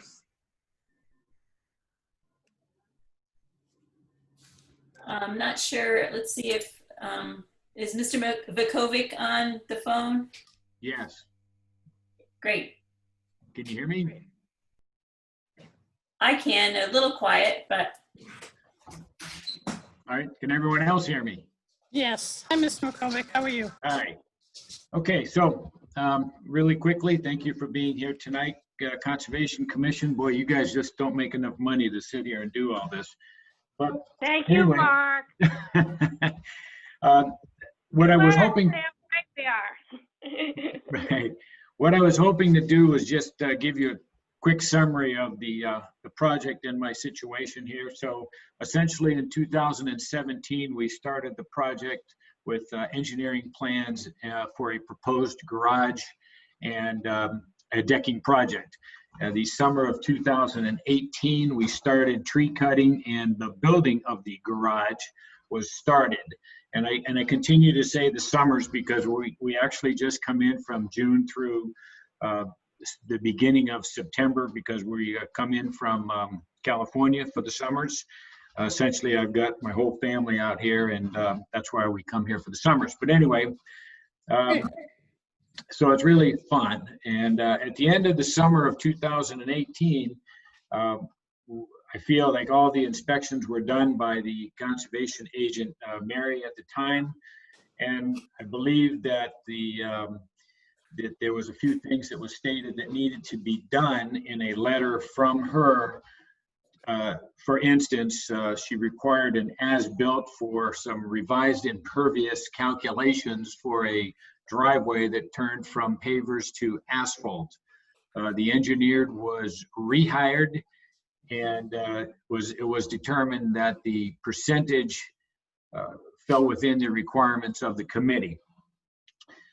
So that was 2018. Then 2019, we came back for the summer and addressed a few of the other little open questions. For instance, mulch was provided in some of the areas, and the landing of the bottom question was reduced to a picture. So I believe all that was discussed. So that's the 2019. And then come the end of 2019 in August, I get a letter after I believe having a inspection via the agent that all was done within specifications. And then we received this letter on August 8th stating that we failed to notify the commission of the changing of the driveway and not extending the wall that was on the plans. And to just address the not extending the wall, it was determined not to do that. And I didn't feel that, basically bottom line is I don't feel like I need to get penalized for not doing something that was on the plans. My understanding, it's not a requirement to do everything that is on the plans at the time that they're drawn up. So bottom line on this thing is, this whole thing is, what I'd like to do is have the commission reconsider the charges, the extra charges of $175, and issue a certificate of compliance for the 190 Kildare. One, because the letter that was sent via Mary at the time, November 8th of 2018, all the issues were discussed. I guess I was unaware that I needed to then file some type of paperwork to ask permission to fix the problems that were already put down on paper via the agent. So it seems to me like, you go through the special conditions, you go through the whole writings of the order of conditions, and I feel that we did what we were asked to do. And at no time during those conversations was the situation brought up that says, hey, you need to resubmit a amendment to the order. Had we known, we would have done that. And again, I can't see that anywhere in the special conditions where it says you have to submit a amendment to the order, especially after we had many discussions with Mary, the agent, and she put down her concerns in writing.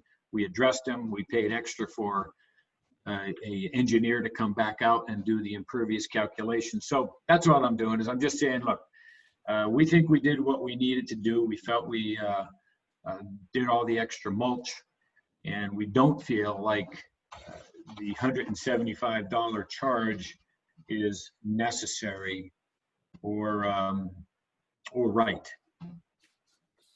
I conclude my discussion. All right. Okay, so yeah, I have the letter here on file. So I think the commission we talked about this several times, but in the end, you guys thought he should have filed an amendment for some of the work. And so that's where the extra fee is and the extra filing, but it would have been an amendment after the fact.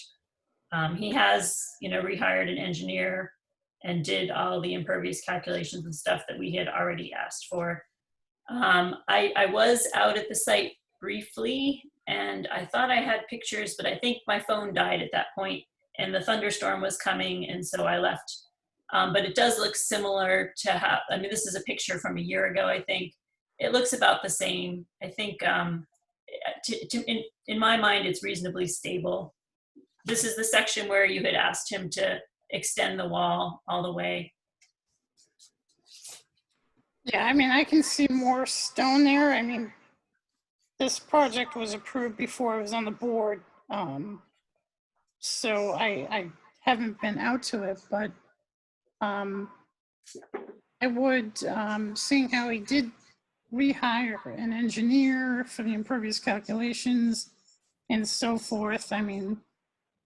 He's working with us on compliance, so I would move to rescind that fee.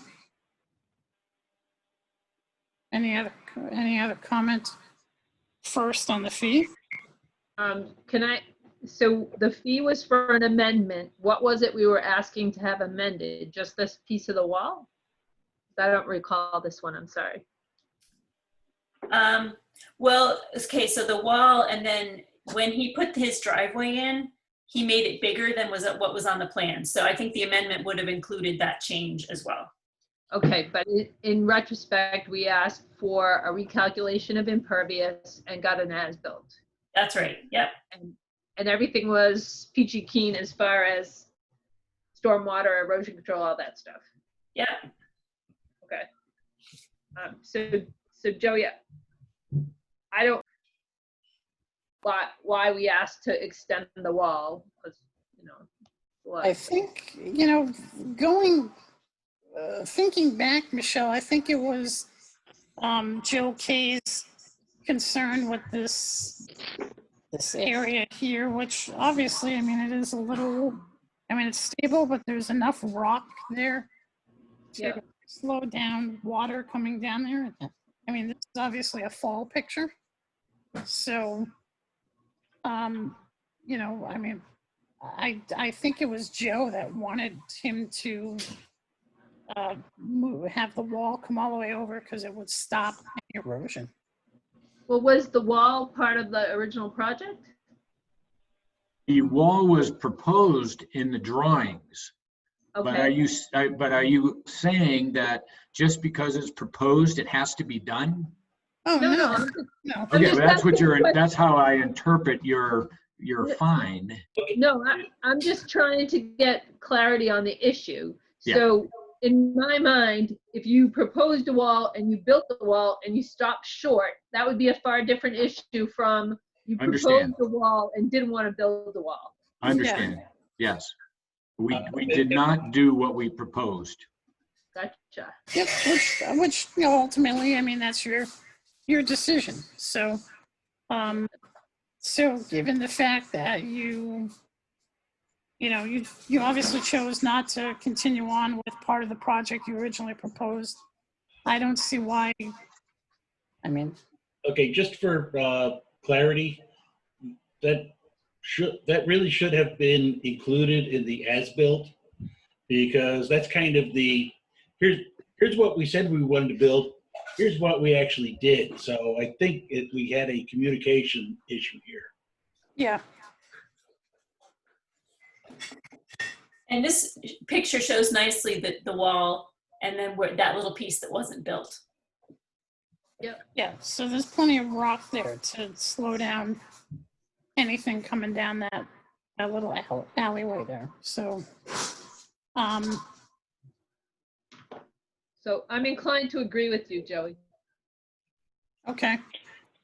And I agree with you, Michelle and Joey. You know, I would be okay with forfeiting the fine. Yeah, I would say get rid of it, because like I said, it looks like it was just a miscommunication.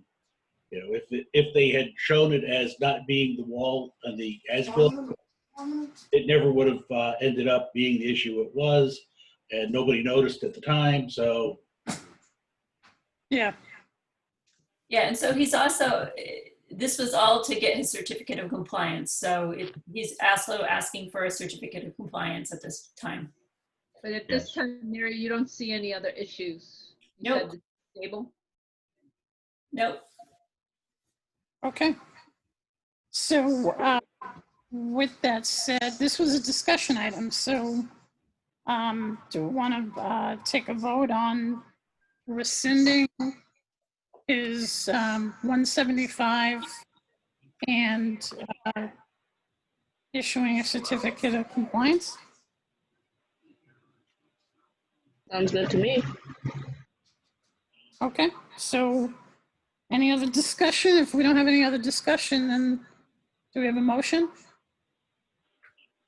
Is that one motion or two? Well, it would be, it's got to be two. yeah. One Yeah, is remove the fine, and then a second for issuing COC. So I would make the motion to rescind the fine okay. for 190 Kildare Island Road. And I will second that motion. Oh, go ahead, Fred. And I'll second. Overwhelmingly in your favor, Mark. Thank you very much. And All right, so hold on, we're not done here. We got to do the real. We gotta vote for Mark. yes, All right, Robin. I gotta double it on him. No. Get rid of it. Get rid of it. Clarissa. Yes. Michelle. Yes. Fred. Yes. Hayden. Yes. Joey. Yes. All right. So now we need a COC vote, please. Need a motion. Motion, please. I'll make the motion for the to issue the certificate of compliance. I'll second. Robin. Yes. Clarissa. Yes. Michelle. Yes. Fred.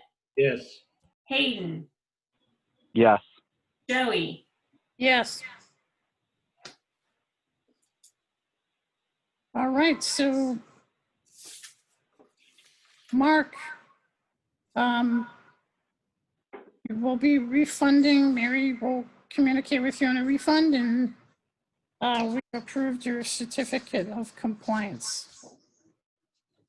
Very good. Thank you very much, I folks. want to thank you very much, and sorry about the mix-up in communication there. It's okay. It's all part of the fun. You know where we are in town hall if you need anything. Great. Thank you. Good night, everyone. Thank you. Good night. Bye-bye. Mark. Bye-bye. Good night. Okay, folks. So 62 Union Point, looking for an extension. Do we have someone for Union Point? 62 Union Point. Yes, hello everyone. How are you? Hello. And Matt, we've been to your property. Yes, correct. Yeah, I forgot your last name. I'm sorry. Zakaro. Zata. Yes, Zakaro. Yes. Nice to see you. Same here, virtually, right? Virtually, yes. Definitely different, I can tell you that. Yes, it is, that's for sure. So you're looking to do an extension on your permit? Yes, correct. Okay. Yep.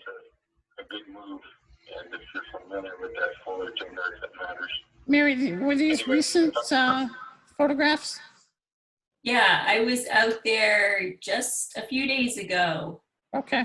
And I know last time we talked to Matthew, we had an issue with the stone, and he has removed the pea stone from this whole section here. Yep. And put it elsewhere, lots of other places. I think I might have pictures of that. So it looks good, I think. Okay. Matt, thank you very much. Yes, no problem. Nope. Yeah, that's looking really nice and stable on the side there. That's really good. Yes. Here, a whole Definitely helped out. Helped Yeah. out. Good recommendation.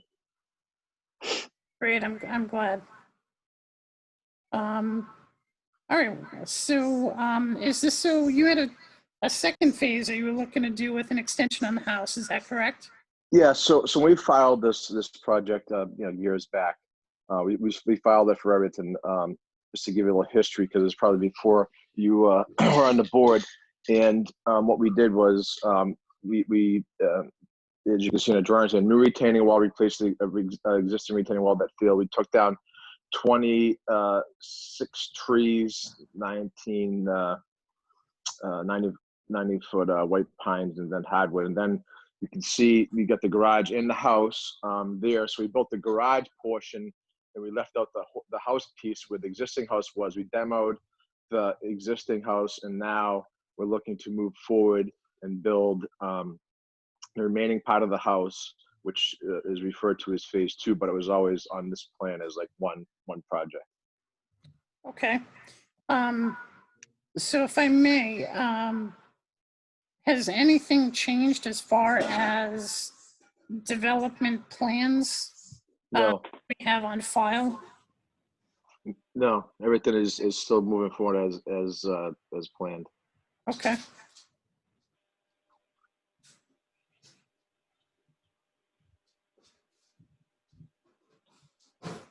All right. Commissioners, do we have any questions for Matthew?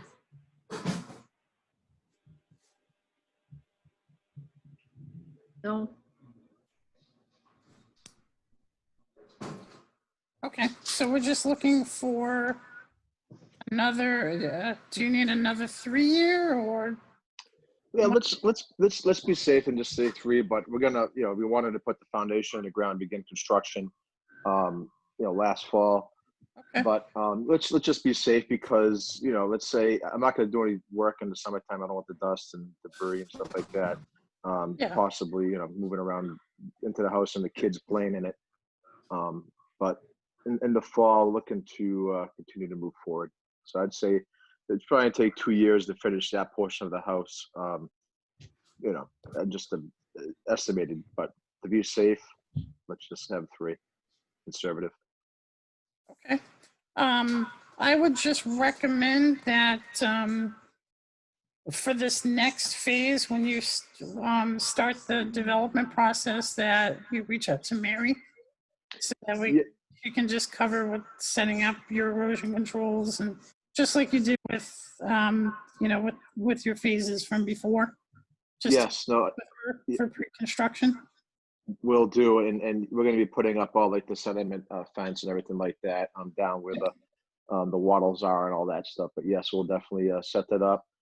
Call Mary and also Ted prior to starting any site work. Terrific. All right, so we need a vote on a motion rather to issue an extension for Mr. Zaccaro's 62 Union Point. I'll make the motion to issue an extension for the 62 Union Point. Who was the second? I'll make the second, Joey. Thank you, Hayden. Robin, Yes. Clarissa, Yes. Michelle, Yes. Fred, Yes. Hayden, Yes. Joey. Yes. All right, Matt, you are good for another 3 years. Mary will get you paperwork and good the next phase of your project. Okay, no, great. I really appreciate it. Thank you, everyone. I have a quick question. I have a quick question for everyone also, because I heard some early discussions, and you mentioned native trees and bushes and stuff like that. And I just recently purchased the 2 other properties next to mine where I'm going to be taking down the houses and just having all green grass space. So the question I have is there a list where I can get all the native plants that are recommended for lake properties for this area? Absolutely. Mary's got you can get a list right off of our website. Okay. It's gonna have the names, and you can, some of them you'll probably know, some of them you may want to look up. Okay.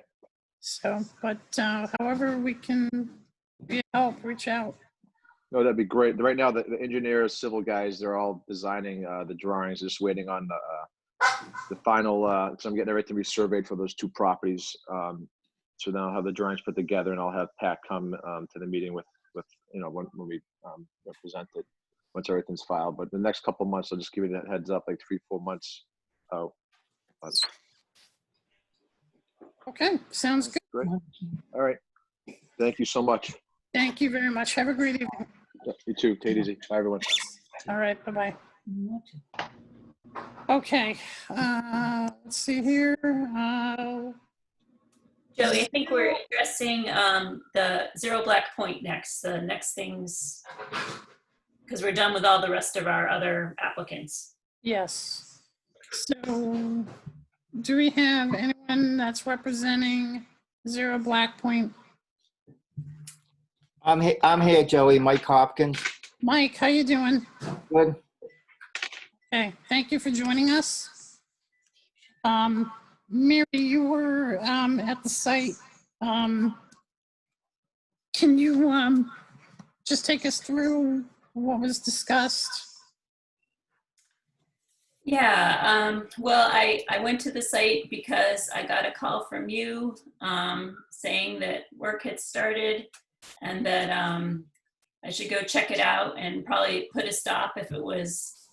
And so I went to the site, and let me see, I think I have pictures. I can check on that. But at any rate, the tree people had been there, and they had pretty much completed the tree work. So they were pretty much done. They said they had an hour more left of work. And then they had taped off the areas near the road, that Stephen Balsowich had included in the, percent, in order so that they would not clear 30% of the lots. So they were watching that. But they had started without having a valid order of conditions. Okay. So Mike, one thing that conservation is, I mean, we don't, I mean, this is, we don't normally do a stop work on someone. We usually at least try to get, you know, it's usually a small infraction, but this one we had to put a stop because you don't even, you necessarily don't even have the permit recorded with DEP yet. So, and under Wetlands Protection Act, you can't work without a valid permit.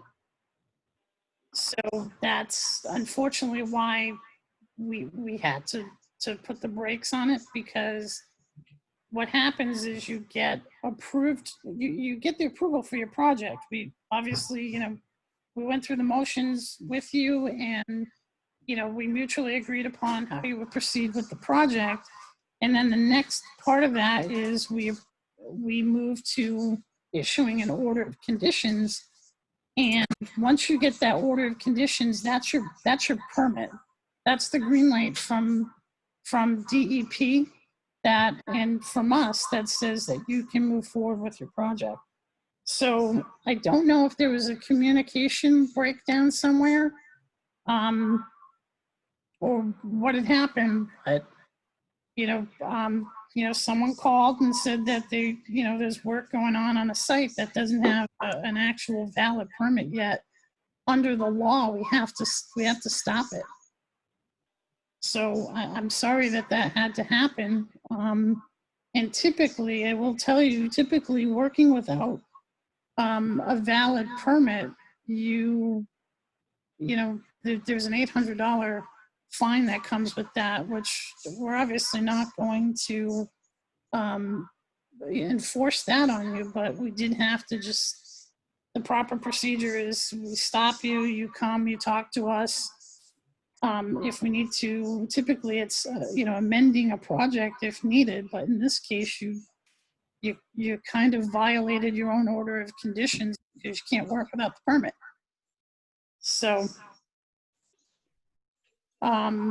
so that is why Mary issued the stop and issued the enforcement order. So, you know, you've been building in town for a long time, and you know, I would hope and expect that when you get your order of conditions, which Mary is working to expedite it, that we, you know, you'll, you know, hopefully abide by it. Please read it. Please read the special conditions section. Those are the conditions that we talked about that over, you know, there's the conditions that DEP has as what they call boilerplate conditions, and then the special conditions come from us, which are, you know, staying away from the resource in certain areas, the track mat, the you know, the spill kit, the additional straw wattle and silt fence,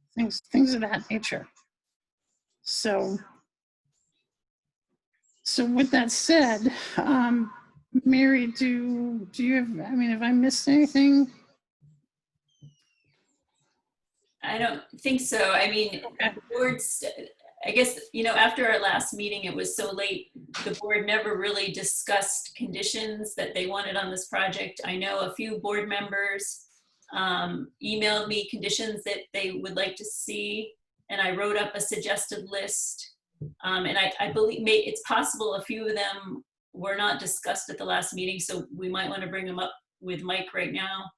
I think the one that might not have been discussed is they were going to just limit, if there were going to be any docks on these projects, they're going to be very small, perhaps 8x8 to put a canoe in, because there's not really any room to, because it's so shallow, it's basically a wetland that you can't really have a boat in there. I think that was maybe one that we didn't really talk over at the meeting. I don't know if there's any others that you guys remembered that we hadn't really discussed. I believe we discussed the second set of wattles between the houses, and obviously the signs, we went over that a lot. One other one was, because the erosion controls were already installed, and they weren't placed quite at the limit of work. We also talked about putting just an extra silt fence where the work was going to stop. So that was, I'm trying to think if I have a picture of that. So down on this area, just to kind of delimit that, you know, beyond here, they're not going to touch the trees because the silt fence is, you know, well back from the set of trees. Yeah, I can see that. So, and then also, Mike, as part of the permitting process, one of the first steps is meeting with Mary, and you walk the project, and she covers anything with you and the landowner, any other parties that may be involved in the actual project itself. So, with that said, do you have any questions? Are you going to let me talk? Absolutely. Okay. Let me just say this, Joey.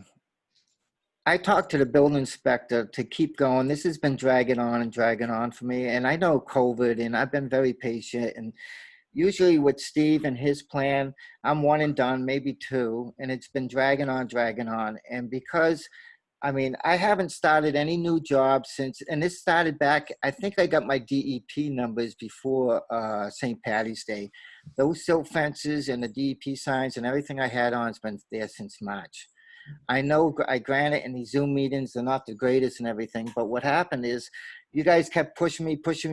I asked you to let me build just one, and you guys didn't want to do that. So with that being said, I asked Teddy, can I come in there, put my construction road in there, just the way Steve had the plan. I had him down there. He's been on that site, town administrator, selectman, everybody's been on that site.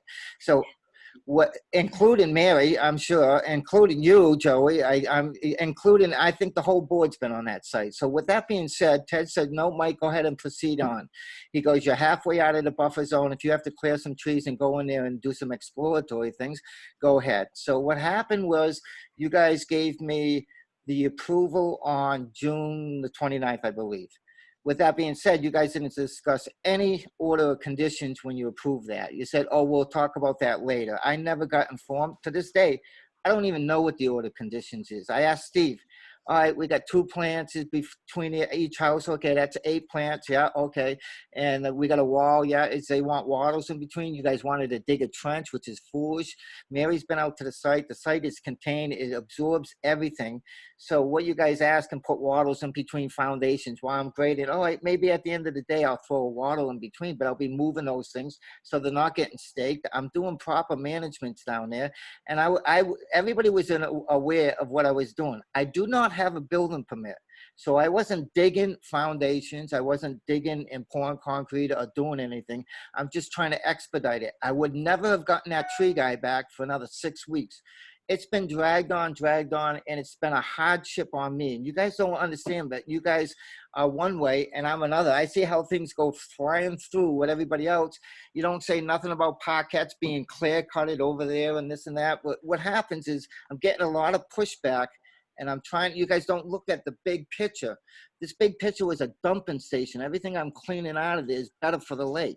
I'm coming in, I'm doing everything as properly as I can. And I'm trying to make it all better and put in 10 years, there'll be $1 million of tax revenue going into that whole project. So you're getting X amount of money coming back to the town. It's a win-win. And there's people out there, clients are waiting for me to break ground. So you don't understand the pressure I'm under, never mind spending $50,000 and going through, which doesn't have any effect on you guys, but I'm just letting you know, this is where I stand. And I didn't do nothing unless the building inspector said, and I talked to Teddy today, he'll issue my building permit tomorrow. As far as the appeal period, I'll take that whenever you guys give me the order of conditions, but I'm not going to keep waiting, Joey, and wait. And if I have to go to the state and supersede, I will. It just, I mean, I'm trying to work with you guys. That's all. And it seems like I'm being targeted. And that's really the end of it for me. I mean, it just, I know what I can do. I know what I'm capable with doing. People freaking out because I cut some trees in there. I didn't de-stump it. I'm not going to de-stump it. I'm going to go one house at a time. I'm going to take proper management. I mean, you guys can come down anytime, but to force and cease and desist and tell me I could receive a $25,000 up to 2-year imprisonment if I can proceed going on when I had permission with the town. So my feeling is Mary told me that the building inspector has no authority over her and the conservation committee. So always when I've been building for 30 years, the building commission and the state builder commission is my boss. So if they allow me to do something, I go with it. And that's all I'm going to say about this whole thing. But, you know, if you guys can draft up the order conditions, I'm more than willing to keep, you know, and backdate it to whenever the approval was. I'm not going to wait. You guys going to wait, okay, by the end of the week and then another 10 days. I can't afford that. Mary, can I say something? Go right ahead. Okay. Mr. Hopkins, my name's Robin Joel. I'm a relatively recent board member.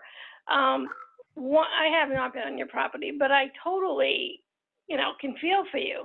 The last thing I want to do to anyone is stop them from making a living.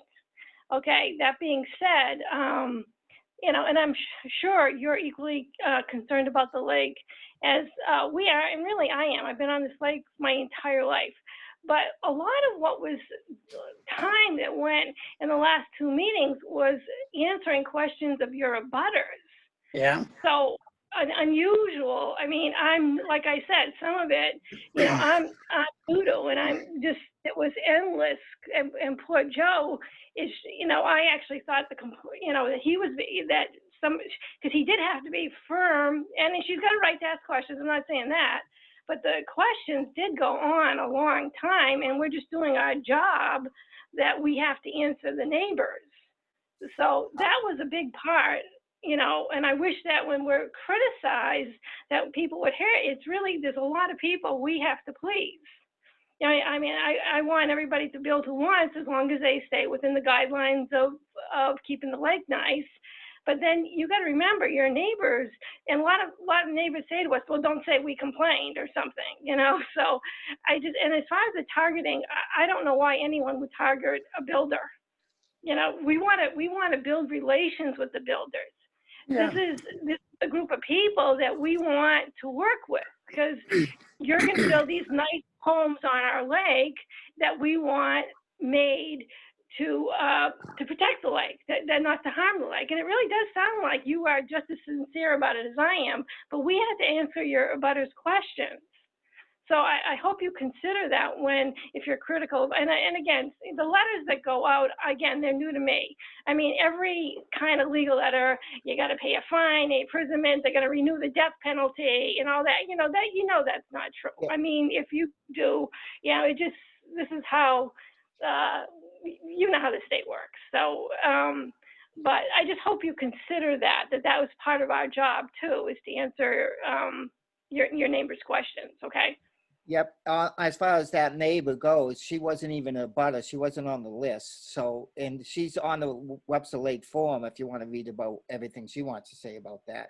With that being said, all the order of conditions you guys enforce onto me is way more than anybody else. And I'm not even on the lake. I'm talking, there's a lot of people that are building on the lake. I watch what you guys pass through this whole meeting. Boom, boom, boom, boom, boom.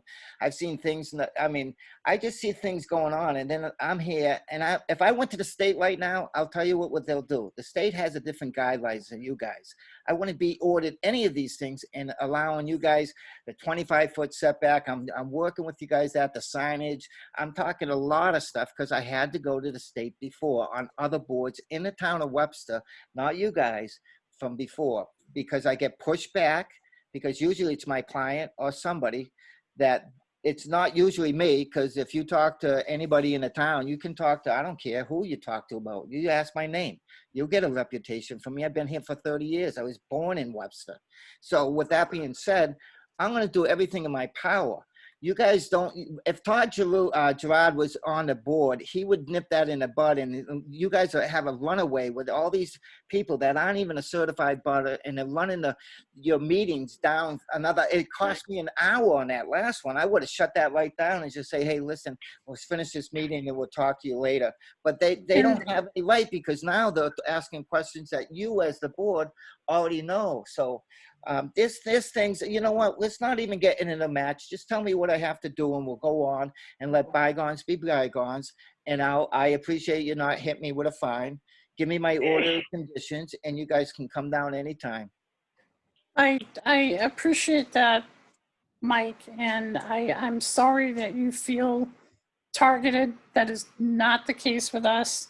You know, when the public hearing is open for comment, I mean, we have to let folks comment, whether they're abutters or folks that you know, interested parties. It's public. You know, Joey, in your defense and all that, Steve told me the same thing. He goes, Mike, it's usually not the board, it's people behind the board telling them, give them phone calls and they have to do certain things. So Steve told me that. I mean, I listen to Steve because Steve's been doing a lot of business in town and I like him. He does. He does a wonderful job. I've been doing him using his, it's one and done, and you guys come back and see what he's done. And he's a straight shooter, you know?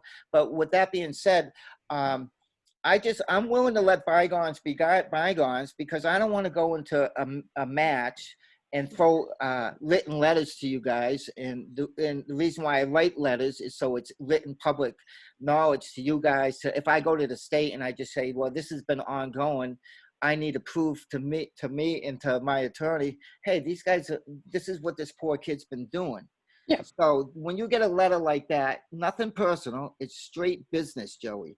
And you know what? I hate to go above and beyond all you guys. I mean, I just don't like to do it. I try to work with you guys, and I understand where you guys are coming from because Steve said, hey, Mike, don't shoot the messenger. And I understand everything, but I just want you guys to know that I'm not, you got to look at the big project and you got to look at who you're dealing with.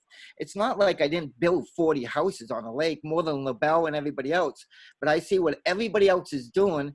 And that's all ammunition for me. Every meeting that I'm on and everything, I just see what's going on, Joey. And if I feel I'm being targeted, it's just because that's how my opinion comes out. I see, because that's a nice lady. Oh, Mrs. Packett, oh, she's a nice lady. Yeah, but listen, you don't even go over and enforce her silt fence and thing that's been sitting there for 3 months. But I understand, you know, you guys aren't getting paid for this either. So I understand the whole thing. So what I'm trying to say, Thank you.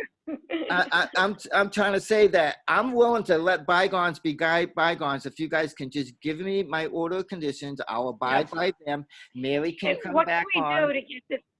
What can we do, Joe, to get this done for him? Absolutely, and that's where this discussion, Robin, is you know, where we're at with getting him his order of conditions, so that we can get a local builder back up and running. So, you know, so we don't you know, delay this any longer. So Joey, can I just say one thing? Yes. Regardless, when you give me those order conditions, if it's however you guys got it, if Mary has to type them up, if you can backdate them to June 30th, if you approved it on June 29th to June 30th, I'd appreciate it, because I understand that COVID and these Zoom meetings, nobody can get down to town hall and sign off because you need to sign off on them. Yeah, Mary's going to talk to you about it right now. Yeah, you know what? We have to, the issue date is the date that actually it gets printed out, and that's kind of the law. So, and maybe you don't understand the whole law. So what happens is after the public hearing closes, the commission legally has 21 days to actually issue the order. Usually we get them out in about a week, but it does take an extra week. And this month with all the projects going through, I'm a little backlogged, but I think I can get you your order done tomorrow, but I really can't backdate it because the issue date is the date that we send it out. And that's when the appeal period starts from the state's view. And that's kind of your thing, whether, I mean, I guess I think some of the abutters are on the phone. I mean, they do, or some people are on the phone that if there's anyone who is going to appeal it, they would have 21 days after I give it to you, or not 21 days, 10 days after I give it to you tomorrow. I don't think anyone's gonna, I haven't heard that anyone's gonna, but that's That's kind of how that works. Okay, let me ask you, Mary, one thing. With that being said, what would be the conditions for anybody to make an appeal? So they have to actually, they have to come up with a reason that we did not commission, or we did not condition this properly. Yeah. And I don't foresee anything, or perhaps they could, I don't think that there's, or there would be some like legal hitch, like we didn't advertise it properly or something like that. Or they Okay. feel aggrieved in a manner, Mike. So, you know, and of course we have no control over that. I mean, No, you know what? That's okay, because you guys don't have to get involved with that, because if it happens, then I would have to hire an attorney to go after them for creating a hardship and whatever they're going to want. So that's outside your jurisdiction. I think it's up it to you. is. It is. Yep. And we the conditions that were put, that DEP has, are included on these, what they're called order of conditions. And then the special order of conditions are just the additional small things that we put in place and worked out with you for added protection for the resource, which we appreciate. So Yeah, what, I know the boilerplate. I've done so many projects. I know what you guys, the conditions that are coming, and the special conditions. I don't have an issue with that. I just need to get those things signed as fast as possible. Absolutely. Just to keep going. That's all. You know what? That's all. We're sitting here talking, wasting our time. You guys, it's late at night. You didn't even take a recess tonight. And what it comes down to is just to work. And you know what? It's been hurting me real. You guys don't even know. But the thing is I got pressure on the other end of me too. So with that being said, I'm willing to work with you, and I don't want to start getting into any kind of fight and going to big guns and going here in state and doing all this other stuff. Which, there's no reason for us to, Mike. no, I know that. That's why I want to clear the air. We're friendly, and you know. You guys were very friendly tonight. I mean, I think you guys pushed through Guys, everything. can I chime in? This is Mike's son, Nick, and Joe, you don't really know me, but Barry does. It's the problem is you know, my dad's getting ready to retire in a few years. If I'm gonna keep going on this lake and keep our company name going, we want to work with everybody. So it gets political. It gets political on this lake with us. And if people know me personally, Mary knows, anytime she comes down to the job, anything she wants, I do.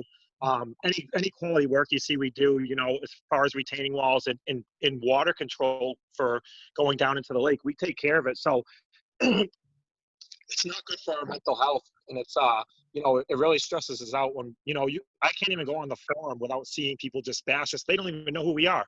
So it's very stressful. So, you know, we want to work with you guys, and we're team players. So we just want to get this going. Absolutely. Thank you, Nick. And hopefully I'll meet you in the future. But, you know, so with that said, I mean, there's no, I mean, you know, we did the enforcement on, you know, we had to do what we had to do. Proper enforcement procedure under DEP is you have to come before us tonight.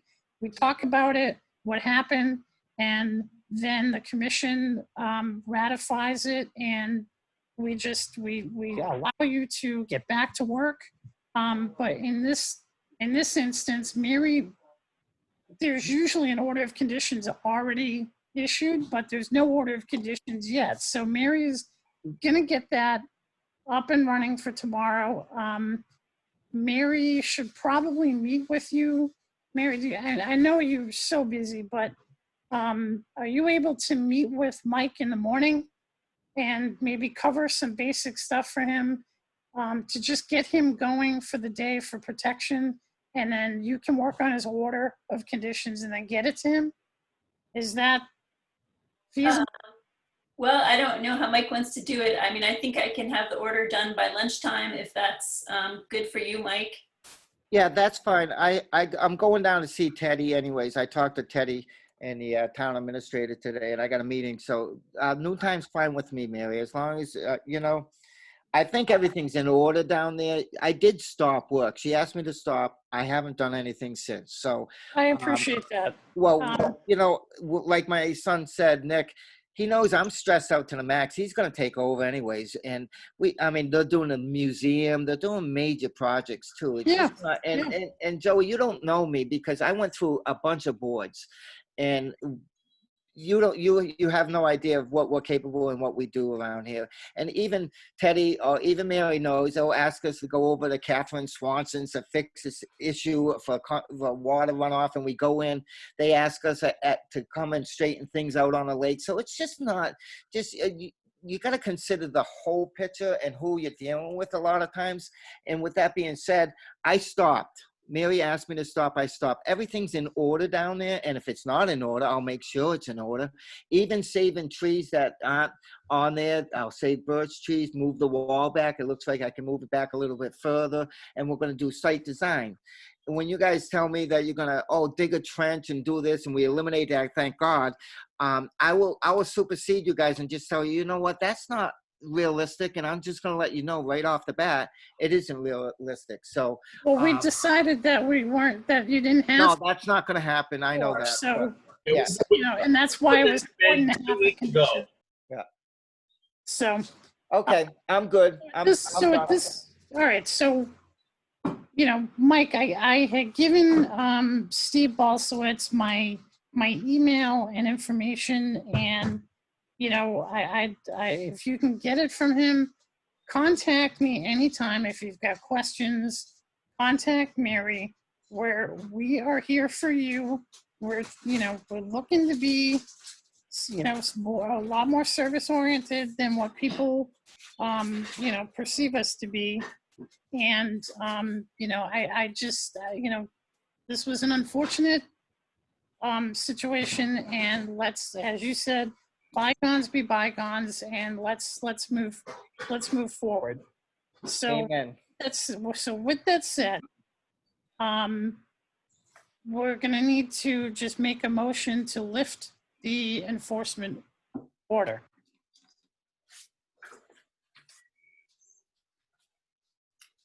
Joey, do you guys need to ratify it before you lift it? I don't know, maybe that's a technicality, but. Well, with ratifying it, it's usually repairing a damaged wetland or. Okay, that's fine. Something of that nature, but in this instance, it was working without a valid permit at first, so. Okay, that's fine, yep. Does someone else on the line have a, a commissioner have a, suggestion?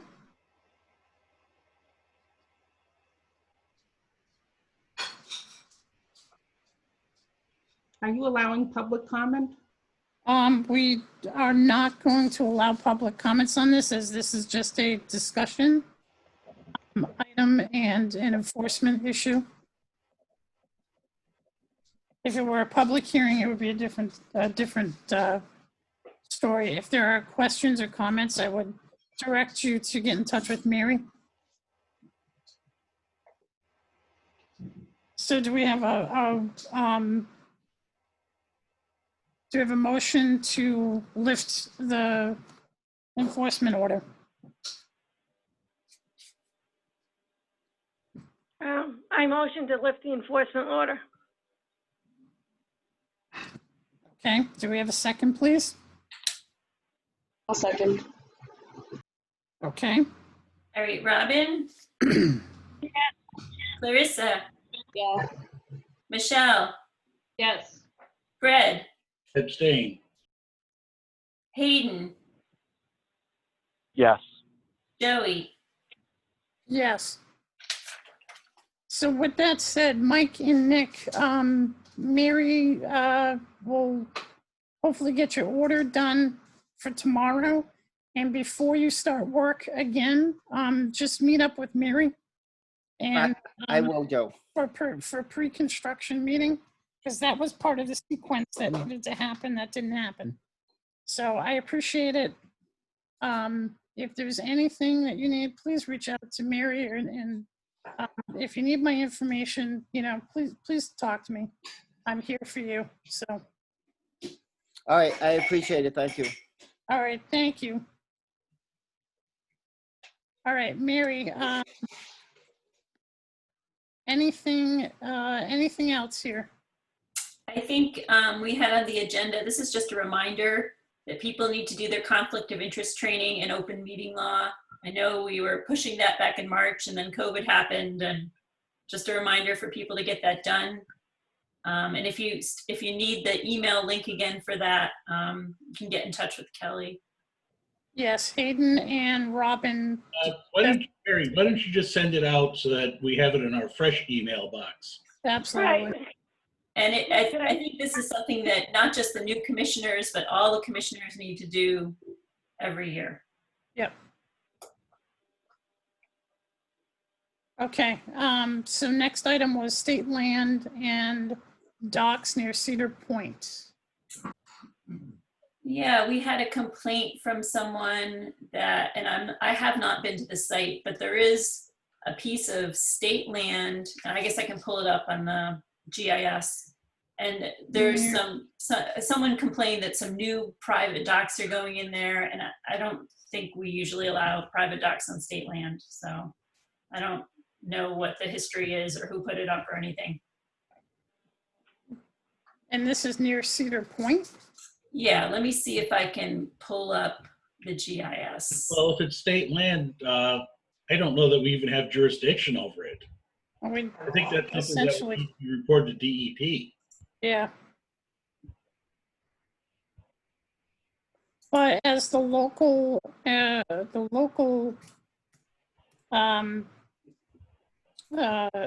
regulatory authority under DEP, that would kick back at us for us to reach out and notify.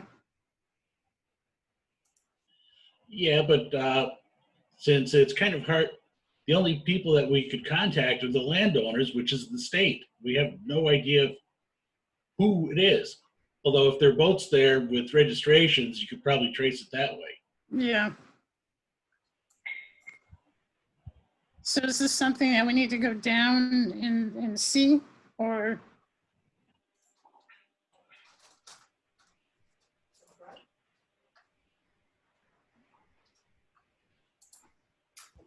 Yeah, this was actually several weeks ago. A neighbor, someone living on Cedar Point here, called to complain, just say that there's new docks. See, I think there's a couple docks there already. I don't know which ones were there before.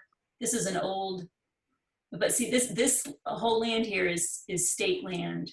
Yes. And so, I mean, some docks were already existing, but apparently a new dock has gone in or whatever. I don't know what it is, but so I haven't been. But the neighbor called. So we were looking to. We had discussed a few times at seeing if the boys club, the Girl Scouts would be interested in possibly a project for the summer of trying to work with some folks to get those old plastic docks that were illegal in there out of there. Yeah, so these are the old ones, but there have been a couple other docks there that have been used that are not old. They're in use, and I think that was the issue that the neighbor said, that not only is there these two, but there's some additional ones which we haven't really looked at. Probably you could see it from Robin Paquette's property, which is under construction right now. Yep. Which I haven't been to, as Mike said, in 6 months. I've been busy, Mike. We're a busy commission. We're one of the busiest in the state, I can tell you that. Hey, Joey, can I talk? Yes. Oh, sure. I know that area pretty well. The one with the bonfire is Lloyd's place, and they have that dock. There's an abandoned patio boat that's next to Lloyd's. So Lloyd's do you see that big round ring? It's a big bonfire where they have bonfires out there. Yeah. Yep. That's Lloyd's house. Okay. And that's their dock, and that's over on coming closer to where our land is. There is an abandoned boat and it's tied off. That goes to the lot. I think it was Ronnie bought it off the town. I think that's where the dispute is on a property line in between, somewhere in there. I'm not sure from 16. I think it's 16 Black Point. So with that being said, are you talking that the state owns the other side of Lloyd's property? Yeah, see this whole, maybe it's not showing you, this whole piece here is actually owned by the state, so that they've been maintaining with grass and stuff. Okay, because that's, Lloyd's been on that one. So that's all the state property? This is all state property, yeah. Yeah. Well, that's good heads up for me, because I seen a lot of action going on there. I'm there every day, so I see a lot of things going on, and I always thought it was the homeowners. So I know that the lake is all in the state of Massachusetts, so that's state of Massachusetts, the Commonwealth owns that? Yeah. Okay. All right, I know Lloyd's have been, their house is right in there, so that's where I'm just saying, they have a patio boat on that dock that go out quite often, so I'm not sure if they got permission or not. Okay, so we'll have to research this a bit, Mary, and it's going to be someone in that neighborhood, I would imagine, and just talk to them about the dock, and, procedures and so forth. Excuse me, I thought this discussion was not open to the public. That was comments. That was for the enforcement order previously, but if you have something that you would like to bring to the commission, you can make yourself known. I just was. But there was no discussion from the public for the enforcement order at 0 Black Point. So you're accepting public comment on this issue that's now before the board? Yes. Did you have a comment on this? Not at this point. Okay.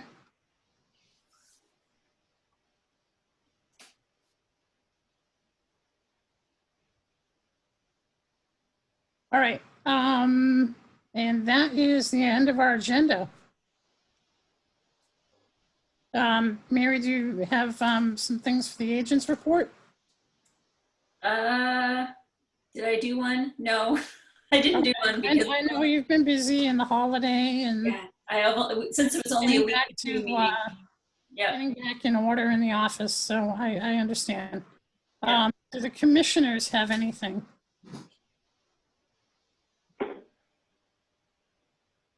I'm all set. Mary, anything before we adjourn? I can't think of anything off the top of my head, although we got to make sure, Kelly, maybe you know if everybody signed the papers. I guess that's a important question today. I just unmuted you, Kelly, if you want to let us know. Or maybe she's... So she's still muted, Mary. Yeah. Are you talking about for that guy, for that builder, Hopkins, that? Well, there's a lot of, all of our recent NOIs, we needed, for the order of conditions, we need actual signatures for them. So yeah. I can go down, I can make it down tomorrow if I have to. That's because today I have to work. So, but I'd be happy to do it to get things going. Kelly, do you know how many signatures we have? Yeah, Clarissa signed them today. So we just have Clarissa? Yep. All right, Okay. I'll come down tomorrow. All right. Come down tomorrow and get that going. 2 more volunteers. Well, when are you going to be in the office? I would say like 9, and then I got to go meet Mike sometime. Actually, if you can sign him in the morning, that'd be good, because we can give him the signed order. I'll be in there at 9. Okay. The whole building opens at 9 also? No, actually, Kelly's there at 8. All right, good. Okay. I will not be able to because I'm in Maine. So if I know, so we have Clarissa signed. Fred can get down there. I can go. I'm going tomorrow. And Robin. So we need 1 more. So I don't know if Hayden, if you're available, or Michelle. No, unfortunately, Joey, I'm going to be tied up all day tomorrow. Okay. And I won't be able to make it down there when the office is open. I understand. Thank you. Michelle? I can try to get there, but I can't guarantee I'll be there before 9 or by 9. Oh yeah, I would think just by lunchtime, Michelle, would be good. Okay. Yep. Thank you. I appreciate it. Yeah, don't make it too early, otherwise I won't have coffee and I'll be grumpy. Yeah. Fred will do his angry signature. All right, I appreciate everyone taking the time out and for all that you do. And if there is anything, anything that comes to mind, please reach out to Mary. And our next meeting is the 20th of July. So Yeah, and that'll be in person. And so we'll be sending out protocols for that in terms of COVID and stuff. One of my summer classes starts on that day, so I might not be able to go. And if there's any commissioners that want to call in, you can. That will be allowed. So just let us know so we can set it up. All right. Will the sound be better than it was for the selectmen's meeting? I have no idea. Yeah, that was rough. Yeah. We will work it out. It's change, and we're gonna get there. So, with that said, do we have a motion for adjournment at 8:29? I'll make the motion, Joey. Wow. That was fast. We got a first, second, third, and fourth, Mary. All right. It's approved. All right. Thank you, everyone. Stay safe. All right. Thank you.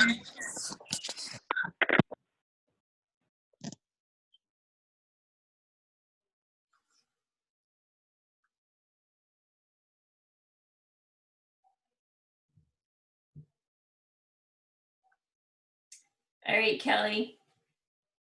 So I think I'll be in by 9 tomorrow. Okay, is that okay with you? Oh, Kelly's gone. All right. Good night, everyone.